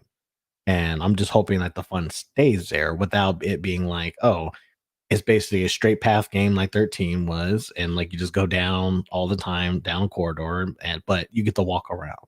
Nice. It's like it needs to be more like the Final Fantasy 7, where it's like, okay, so this is where you need this is what you need to do. Final Fantasy 7 worked really well for me as far as the replay. Right. I think 16 might be the reason why I buy a PS5. Yeah, I mean, I get to kind of see that. You need to buy a PS5 anyway, but Call me I crazy, but I'm not insane about like God of War Ragnarok or even the Horizon series. And I see why. I mean, God of War, I could kind of see more of your speed than Horizon. I liked Horizon because I kind of like a lot of stuff around it. But I also know that Horizon's not game of the year, especially the one for this year that came out. There was some things I was just kind of like, story kind of does this a lot about that. They try to add this thing. Like I guess I could poke at it a little bit more than most people and stuff like that. Especially this is the year of Elden Ring, so like other games really have to knock it out of the park to beat Elden Ring this year. But like God of War, I can see something that's like the first game was just amazing. The first game really did a well job, especially if you were God of War fans before and you kind of got into this and you're just like, oh wow, like this is very different. I'm not just a crazy madman, but there's some stuff going on. Like this man soul searched for a while. He's like he went to an A&A meeting, was like, yeah, I don't know who that guy was before, but I got it. I'm in it. But it still ended up still being a badass game. You still were doing some hard challenges. You were still doing a lot of stuff, and it's like, yeah, like, and I think hopefully Ragnarok just kind of takes it to 11. A lot of people seem to be already be liking it and stuff like that. So I can see like that probably would be something that you definitely as a first game since you haven't really like played anything. That probably would have been like a good first game to try out. But to me, I'm all like if they had put up Persona 6, then I'd probably be like, oh, that at this point you have to get it. Like Yeah, for he's sure. like it's like Persona 5 was already kind of like, a boss game. Like if they had Persona 6, I'm like, at this point, man, like you waited too long. You just need to get it. Yeah. Now I'm kind of kicking myself just a little bit because because it came out with The Last of Us Part One remake, Yeah. and the show's gonna come out. I think what in January now. Yeah, they said it would come out in January. And so I was like, now I don't have the time or money to get the PS5 at the moment because my expectation was like, I'm not gonna get one anytime this year, so I'm good. And then I was like, oh, but now I kind of want to play the game before I watch the series. I was like, but I could just play the older version of Last of Us and that should be fine. I think I'll be fine with it, but I hear the remake is like, if it's your first time playing, then that's like that ideal way to play right now because it updates a lot of really good things in it and stuff like that. And so I'm like, I probably messed up a little bit, but I still don't think I messed up enough to not get it. Yeah, I think the visual difference between the first version of the game and like The Last of Us 2 is there already a big difference between that. And I think I did see some nice updates with the remake of it, but I would also say like honestly, like you as long as you got to play the game, that's all that matters. Like yeah, maybe the PS3 graphics and stuff like that might be, something a little bit kind of outdated compared to like the remake and stuff, but at the same time, like the remake costs money. You could probably find The Last of Us pretty cheaply, or if you make it over here, I'd probably stop the copy. So it's just like I, there's I, ways of playing it. yeah, I think I have the remastered version on my PS4 because it was part of one of the plus games and stuff like that. Yeah. And I had dabbled in it a little bit at the time, but I was like, I think when I was starting into school and stuff like that, so I was like, oh, I have time to play this game, and then I realized, oh wait, I'm in school now. You know what? That actually kind of brings up a good thing though. Like, would you play the multiplayer for The Last of Us? I see. That's the thing. I don't know. Like, I know. Did you play the first one, the, the original one when it came out? Multiplayer? Nah. I play the No. game, yeah, but not multiplayer. Like I was like, no, I'm not entertaining that. That's how my mind was back then. I was like, I'm not entertaining Yeah, that. No, like you need to make more games like this. Don't be you trying were. to add multiplayer to something like this. That doesn't make any sense. Why would you waste the money doing this? That's funny because I was gonna say it earlier, but the conversation kept moving on. But like you now you're still kind of stuck in that old school thinking of like the PS3, 360 eras, where it's like either the multiplayer was really good or the single player was really good, and Mhm. then like I think nowadays for the most part games have gotten really good at both of them. Like Yeah, where they have like a fun multiplayer, and then they have usually a really good story in a sense. Like the bringing up Modern Warfare 2 is one of those ones where like I hear the stories are always really fun. It's like a really like kind of like a bro, like yeehaw, you know what I mean, type of movie, type of yeah. video game stuff like that. And then of course the multiplayer is killer on this one because Call of Duty usually knocks out of the part with multiplayer.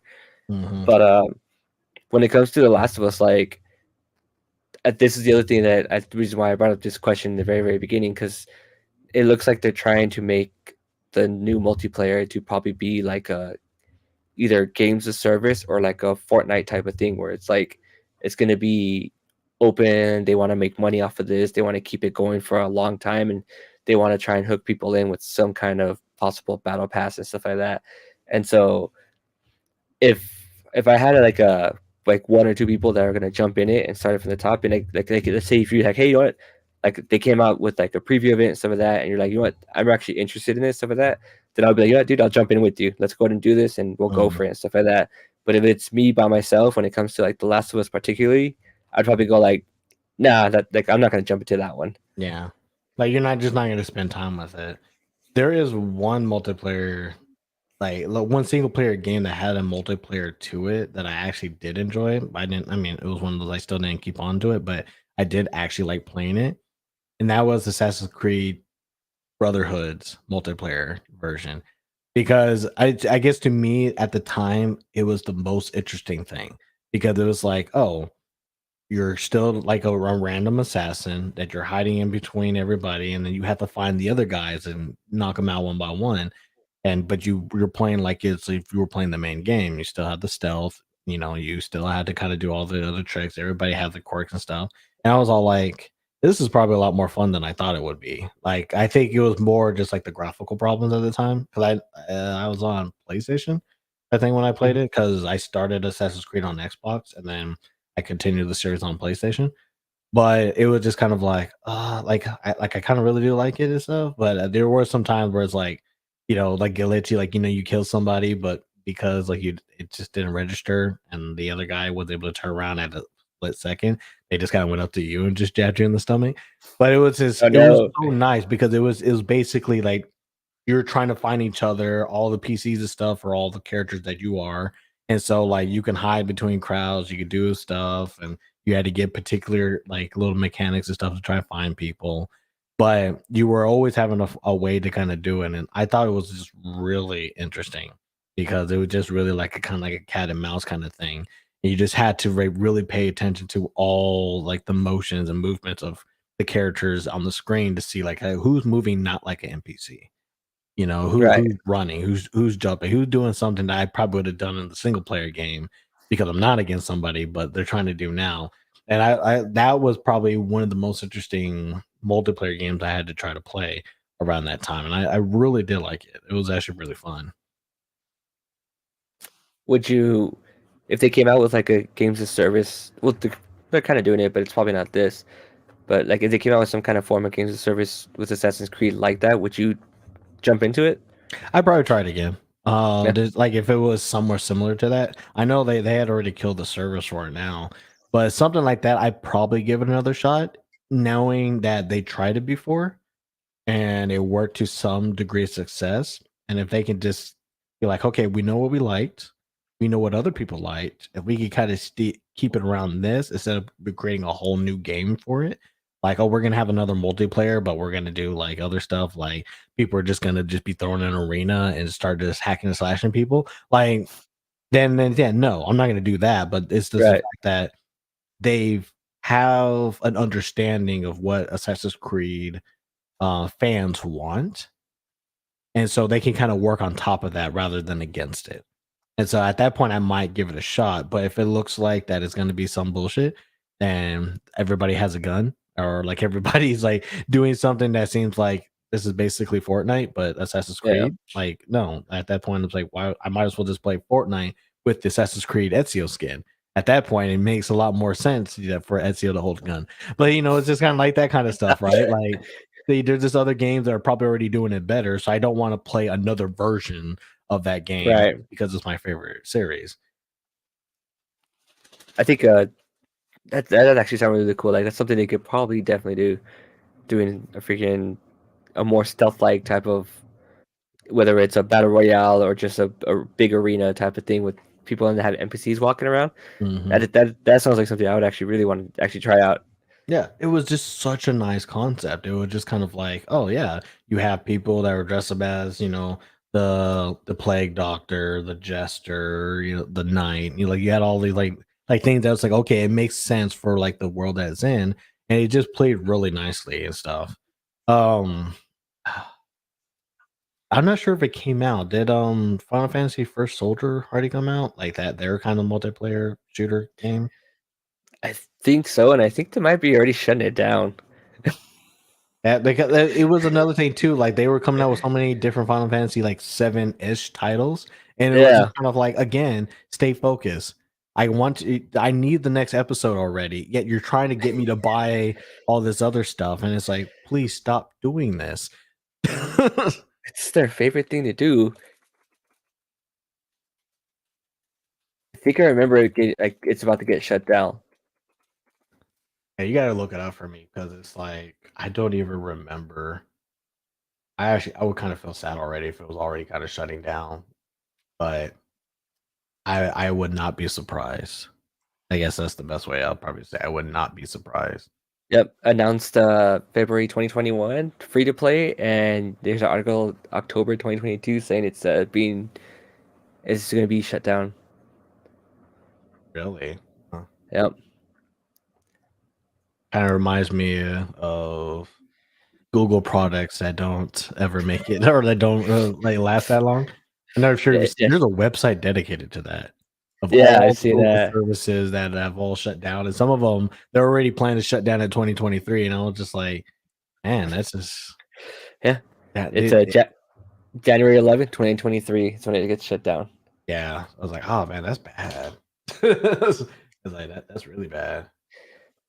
It's another thing of like everybody's trying to chase the Fortnite effect and stuff like that, things stuff like that, but they're just not doing it. They're rushing it. You know what I mean? They want to make the money, and I get it because like this is the reason why I kind of brought up this question because this is kind of what the industry is starting to head towards. Is more of a games of a service or some type of game that could kind of keep living, moving on, keeping updated, and people will keep pumping money into it, and that's like the bread and butter that will fund a lot of the aspects of like the bottom line, and then they Mhm. can make these other games and stuff like that and things like that. And so, as two people who particularly aren't the best when it comes to multiplayer, it's I want to get more into them just because some of them seem really, really fun. Yeah. It's just been hard to do it, and Destiny is the only one for me where I've been able to jump into it and stay with it for a while. But even then, I've missed out on so much because of a lot of the multiplayer aspects of it. And so it's what's what's gonna hook me in. There's got to be something out there that can hook me in that I want to keep playing with. You know what I mean? I just wonder what it's gonna be. Yeah, and I think that's kind of what it is. I think it's just they're just particular hooks. Maybe I'm just a hard customer to please, and I'm okay to kind of just admit that when it comes to I think multiplayer has to try when it comes to me. Like I am definitely not an ideal target, but I feel like if they can get me, they could probably get anybody. That's how I feel when it comes to, like multiplayers and stuff. It's like if they can get me to care and want to play their game, I'll definitely be on like, they'll definitely get anybody. They'll get any kid, they'll get any other adult. It's just like one of those things where like I'm very particular. Like I play games, but I have a stigma of I don't want to play your game. And so that is like you got to find somebody to get me. If you get me, then you're pretty much golden at that point. I do feel that I'm hoping multiplayer games don't get too crazy in the future. Like I feel like we're trying to come up with more I want to say like monetization, but I think we're to kind of come up with like more ways to kind of get more people to play. Um, and I feel like even now there are some problems I feel like probably need to be resolved with the way Hmm. that they keep people in their games and stuff. And I understand like some games you need to keep going. I understand the true cost for a lot of this stuff, especially to have multiplayer games up and be able for them to play and stuff. It is a big thing, but there is actually one thing I do want to talk about before I forget of a reason why it's hard for me to really dive into a lot of these games. Like, imagine if there were skins and items and stuff in that Assassin's Creed game that I talked about earlier, that multiplayer. Like, I got to play like different people, like I had different skins, doing crazy, and then you get the notice of, oh, we're shutting down the servers, and you're like, so what happens to everything that I paid for? It just goes into the nothingness. And I think that's one of the things that kind of scare me about some multiplayer games. If the game doesn't continue to survive all the time, then any effort that you put into it is dissipated. Like it's gone because it's their one time paid. There's no thing to trade in. I can't sell the experience at a GameStop for $1. Like it's just like I can't like do anything with it. And it's one of those things where it's like I hate and I was kind of like that with multiverse. I was like, man, do I really want to pay any money to this game? Because if the game doesn't work out, people drop off hard on it and they feel like it's not worth it. It is WB Studios that's running it, Yeah, they're kind and of all over the place right now. yeah, and what they'll just kill it. If they kill it, then any money that I did give them, whether or not it's like, oh, well, I paid for the experience and stuff, it's still money that, like it's not a concert. Like it's something that I want to be able to kind of reuse and stuff, even when the servers are not there. And I think the problem is when the servers are not there, like I can't play the game. I can't enjoy it any other way. I can't look at the things I do. I might not even log into the game. The game is heavily only online. So if you can't get online, you can't even get to the homepage of the game.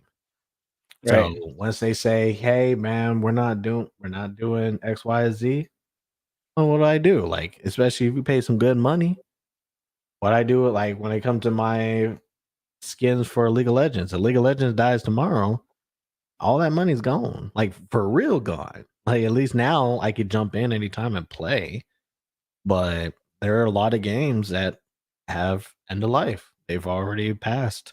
Even games like older, I think, and this is probably going to be but we'll talk about in the future about playing your old PlayStation games, play your old PlayStation 2 games, and they're no longer in the game store today for you to download and play. Like, those games are just lost to time. Like it's going to be one of those you had to be there moments. Hmm. And it's like, yeah, like you had to be there when, this game was popping off at that time, or you had the ability to play it because everything now is what console wise or everything's just available for you to play. But now it could just be gone. You could not be able to enjoy any of these games anymore anytime. And so I feel like when I pay for a multiplayer game, I'm praying the game succeeds and keeps succeeding. So I feel like the only way they can do that is kind of go into some dark waters. And I'm just hoping they just don't dive all the way in. Like I'm hoping like we came to a point where multi games can do something that seems like it seems schemy, but they have to find some way to get daily income. It's like I don't want it to get to a point where it's all like, oh, we now had to find a way. Now I'm paying $50 for a skin, or like, oh, I can't buy Right. a skin unless I play a certain amount of the game. Stuff like that. The good thing about the aspect I like about it, it's probably one of the reasons why I love like the video games in general more as a medium compared to like movies and music and stuff like that Hmm. is like the video game audience are very very good about letting the developers and stuff like that, the production people, all that stuff, know what they like and don't like. And so when something comes out and it's like egregious or it costs too much and stuff like that, the community's been really really good. Sometimes in a very very bad way, and which is not the way to do it, but usually they could be very good about explaining their concerns and why they don't like it through social media aspects, sharing it through YouTube videos and stuff like that, TikToks and everything. Where it's like, okay, hey, like this part of the game I do not like the example of the Overwatch 2 getting that emblem at the store and then having to pay more for it online and stuff like that. Like that's a great example of being like, hey, Overwatch, like, hey, Blizzard, like why am I paying twice the amount for this in-game product when I could physically hold it and stuff like that.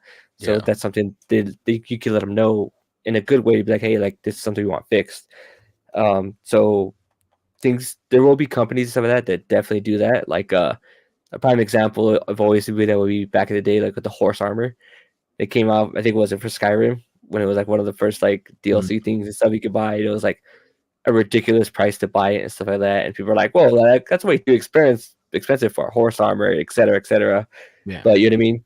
Like the community is usually good about that. And if you do that, just always make sure you do it in the right way and don't be an asshole, just straight up. But to go back to your point and the way I kind of look for it, like especially when it comes to like Destiny 2 and stuff like that, like the stuff I bought in Destiny and the money I put into it, like I'm not trying to compare it with the experience and all that stuff and everything, but it's like this is a game that I've loved playing for years on now, and they add like a new skin or a new mode or stuff like that, or like a new DLC, and even though I don't physically own this game and I don't own those items stuff like that, I could have spent that money on another game that I possibly just would never have touched. Like if you look at your backlog catalog and stuff like that, and think about the amount of money you spent on all those items, and they're just sitting there, and some of them, I know for me for sure, have been sitting there for years. You know what I mean? That I've had them sitting there for 5, 6 years, stuff like that, and it's like I'm gonna get back to that one day, even though I'm probably not going to. You know what I mean? But that's the kind of way I try to look at it in an aspect where it's like, okay, like I know I'm playing this game. I know I play this game a lot, so I'm okay with spending the money for this skin. And if I lose the skin, well, it's okay because I would have probably used that money for something else that I probably would have never even touched or just wasted in some other form or aspect. And so I try to look at this is my hobby and stuff like that. And when it comes to spending money for things that I don't physically own and stuff like that, that's I always want to make sure those are like that's my play money. Like this is my spending money that it's not going to hurt me. It's not going to do anything like that. And I And think I don't know that's if that could why. help you out. Actually, I kind of relate to that a lot, and I think that's why a lot of people like dive into one game. They play that one game a long time, is because yeah, like I could spend $60 on a whole new game, get a whole new experience, try something new, or how far can $60 go for me in a multiplayer game? Like, could Hmm. I be getting like the weapons? Could I be getting the ruins? Could I be getting those skins of favorite characters I play?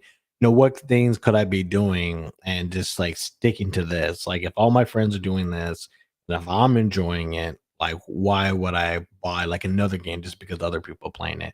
And I think that's a real hard thing. I think once I got into Epic 7, it was harder to play other games. And Epic 7 was one of those things where it's like I liked it because of like more like the anime-ish like cutscenes and all that for all the text and stuff. I didn't think I still be playing it today. Like Right. but found I have some friends that did play it that surprisingly like they told me, "Oh yeah, we played it. You want to join in our group message and stuff and we can talk." And once I was able to really kind of talk about a lot of the stuff or like different builds and stuff like that, then I was playing it, right? And then I could see me spending money on it. And at one point I was free to play for a good minute until like this way the game plays is like, okay, if I don't do this and I'm gonna miss out on this and this is gonna suck. And so like I ended up spending money on it. And so it's like, oh, now I can't not spend money on it. But I can at least say like as long as the game doesn't die, like the money that I spent on it was worth it because it's worth it going into matches because now I have the things that I need, and like I actually we were redoing the game room this week, the more outside area, and I have a lot of games that are still in the wrappers. Like, dude, like, it's like I really want to play this one, but like most of them are RPGs that are like, oh, I really want to kind of get down and play it. I want to play Octopath Traveler.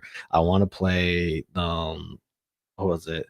Not Xenogears, but what's that? Xenoblade Chronicles. Xenoblade? Yeah, Yeah. like I want to be able to play that because everybody else is having fun without me, But it's like, yeah, but I mean, that's a lot of time, and I have this game that's basically like a daily job because there's always something I have to do every day. It's like it's really hard to play other games. Like it's just I'm already putting it away from when I'm working, right? Because I can't have it disturb me working and all that. Right. Just so I can make sure I get the dailies done out the way.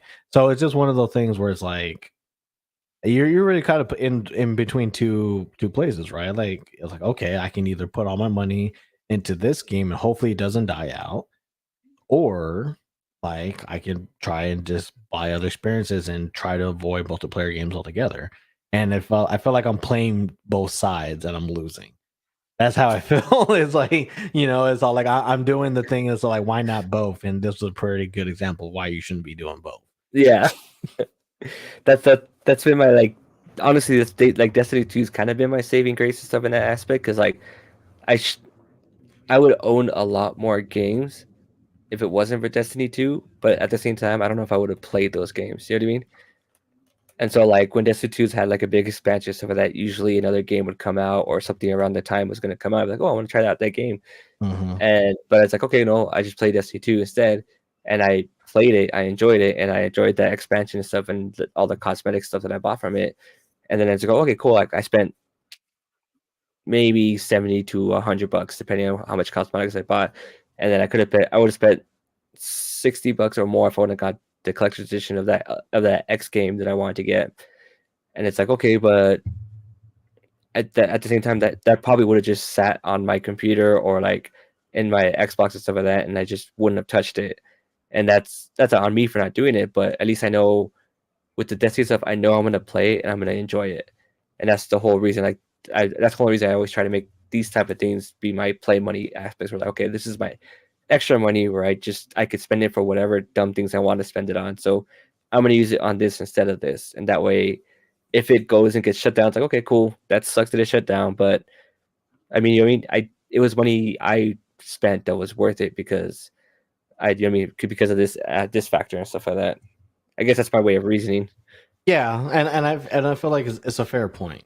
At the end of the day, it's kind of the reality of the situation. Is like we, by putting in all my eggs in this basket, as long as it's doing good and all that, it's never really like a waste of money because it was all for the one Yeah, thing. Like, I think Fortnite's pretty good example of this too. It's like, yeah, like you're just buying skins and stuff. Thank God it's just skins and not like how to be better at the game, right? Like you're just buying stuff that like you care because it's interesting. What makes it hard for me to do games like that is I just want all the skins. And so I try to just that's why I probably another reason why I don't do it because it's just like how many skins are they? I need them all. Because why would I want to not be able to play somebody at one point? Like I want to play all the original characters as well as Superman. Like, like that is the stuff that you want to do, right? But,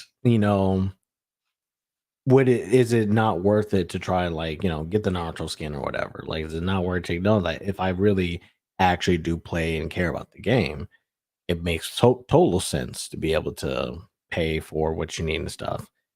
Yeah, so I think that's a really good point, and I think a lot of people can what's a good word for it? Just relate, relate. relate to that, or just empathize with that is because a lot of times it's like if you don't have enough time to play a lot of games or gaming in general, is it better to just put all your gaming time that you do have in a game that you know and enjoy? And I think that's a question that everybody needs to ask themselves. Like, I think it's a question for us, who are over 30, who do have a lot of stuff going on. Is like, do I have time to play every game on every console do I own, or do I have time to at least enjoy gaming with some by focusing my efforts? I Now, think also what's really helped me with like that FOMO feel and stuff like that is like being like well, is this a game I need to buy now, or is this a game I could buy later that's probably going to be on sale?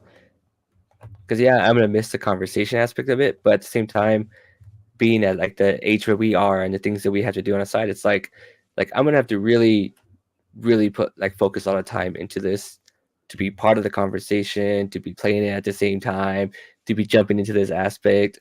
When instead I could just go to what my comfort feeling is, enjoy my time there, and make my own personal anxieties of life easier. And mhm. then later on, it's like put on my wish list and boom, it's on sale. Okay, cool, I'll buy it right now.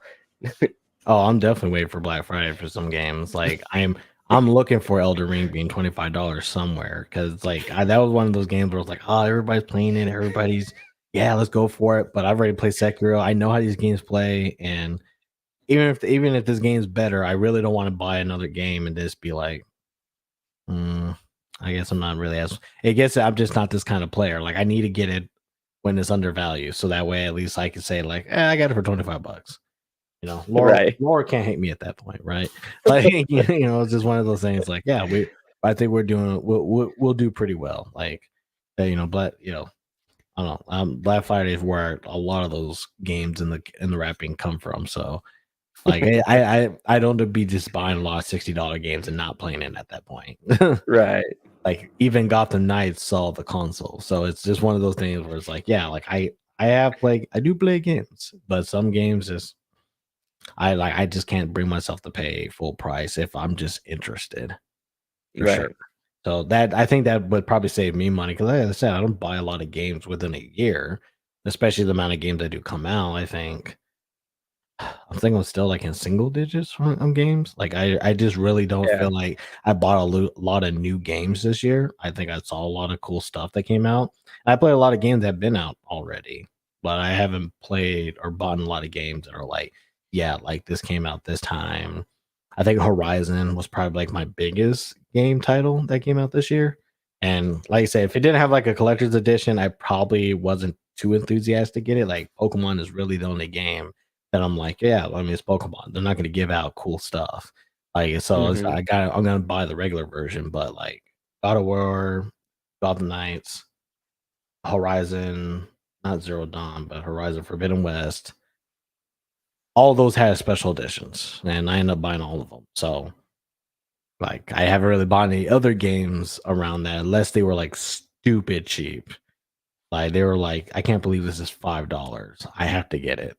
Right.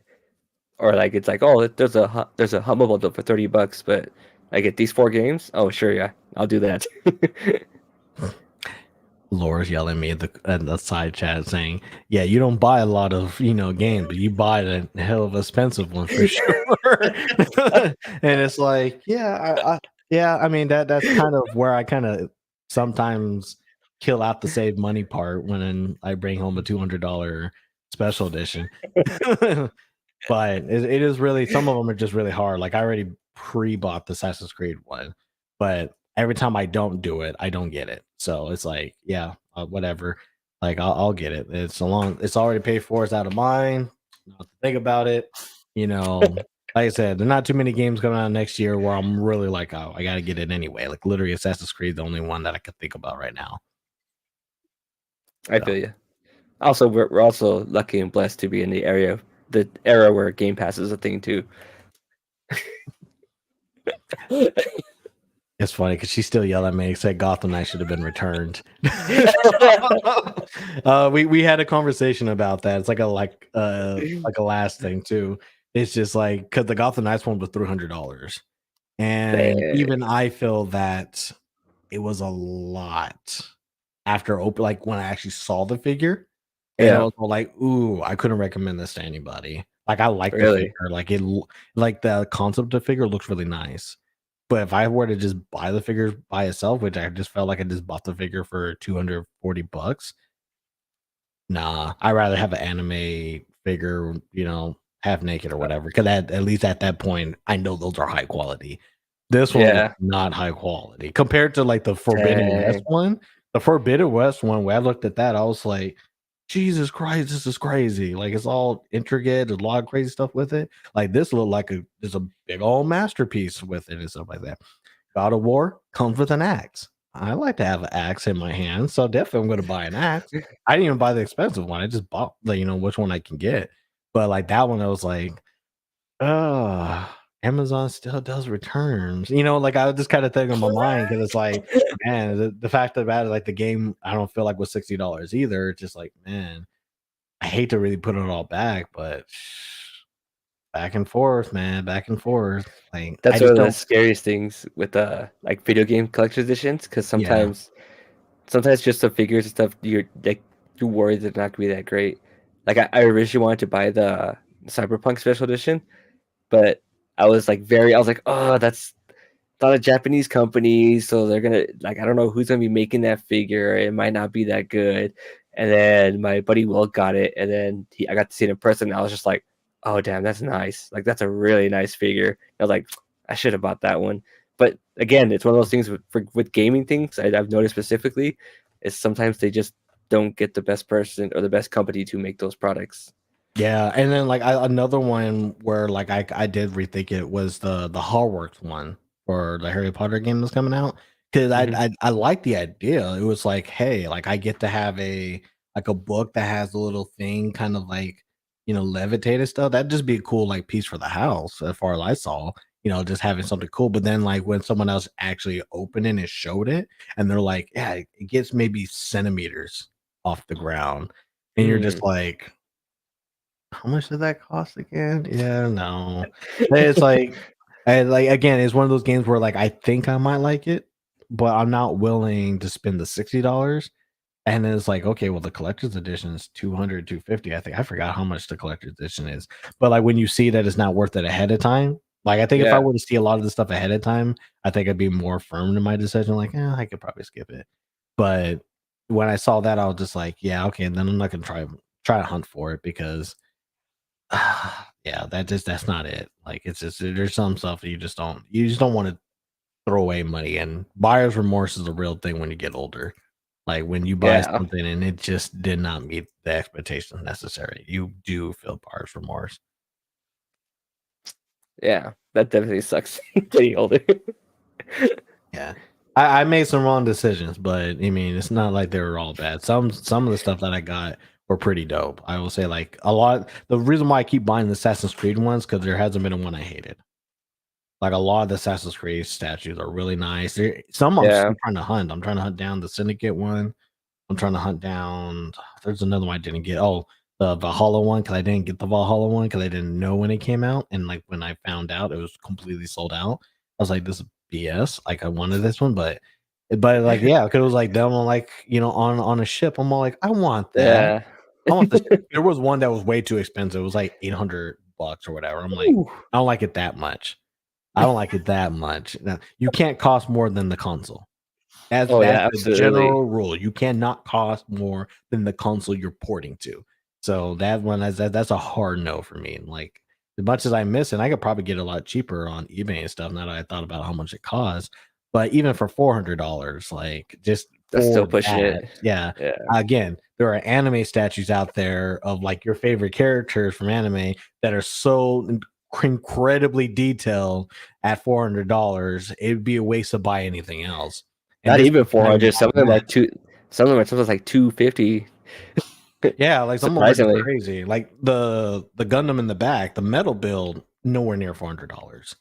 Right? It's like it's one of those things where it's like that's a metal build Gundam kit, nowhere near $400. So there's no way I'm buying something that's plastic Yeah. for $400. Like it's not happening.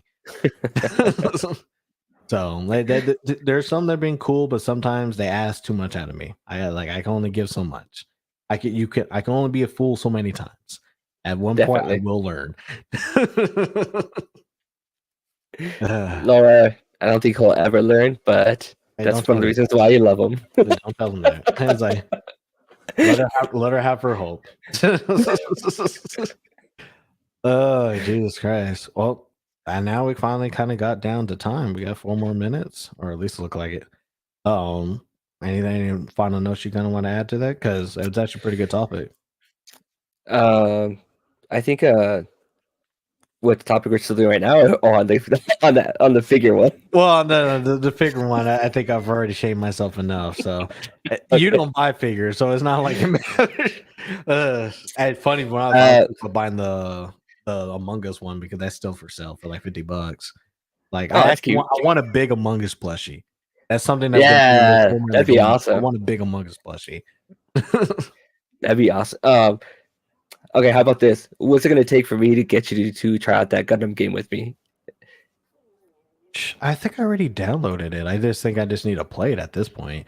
It's like, because it was like when you were telling me about it, it's like, oh, let me try it, but I wasn't gonna try it by myself. So I think it's Yeah, just when we actually gonna play, and then I'll try it out. So like I might jump in a room with you because I was like, it's Gundam. Like I'll give anything Gundam a try. True, I like Dynasty Warriors Gundam. It was like that was pretty dope at the time. I never tried that. I always wanted to. Yeah, because I was a big Dynasty Warriors fan. So when they added Gundam to it, I was like, are these people listening to me? What the? Are they in my house? But yeah, that's Yeah, probably it. It comes back down to the first part. It's like you're the only one that even knows that it exists. So I can't get like Warren, Patrick, and Mike on on the I just call, got. being like, "Hey, Gundam Battle Royale, like Overwatch 2, let's join." Yeah, it comes a full circle. I just gotta send out the stupid invite. Be like, hey.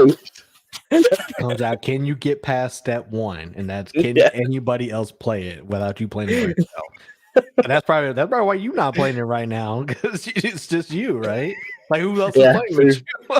Yeah, because like when it first came out, I was like, oh, it's okay, cool, like it's PC, but then it's like the whole release is supposed to come. I was like, cool. So I thought it was gonna come to consoles, right?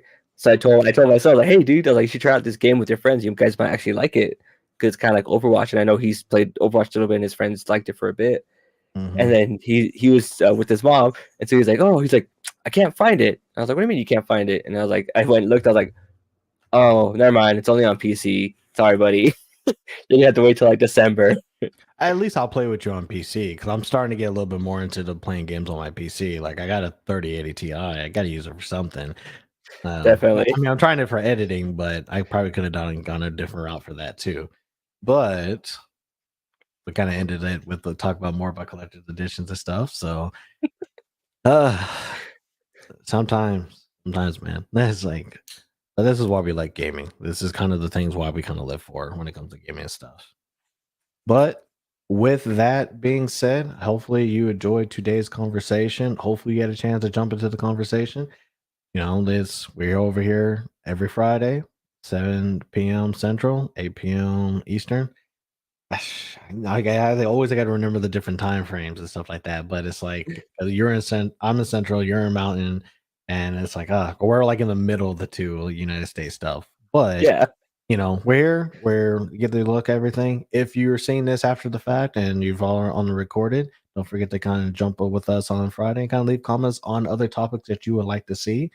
Also in the work, we are trying to have a lot of these podcasts be on audio form. So be look out for that. We actually had a lot of cool stuff, working with somebody to do some of our cool art. You noticed on the channel, a lot of our art's kind of changed over time. We're kind of finalizing a lot of the stuff.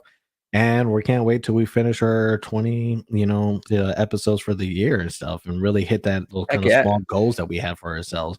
This is 15. We got 5 more to go. And, I can't wait to kind of talk about some of the stuff that we kind of went over this year. But with that being said, if you did enjoy this and you'd like to see more, subscribe to the channel, follow us, like us on Twitch and YouTube. And I'm DuShaun Williams. Here's Christopher Monconda. We'll see you next time.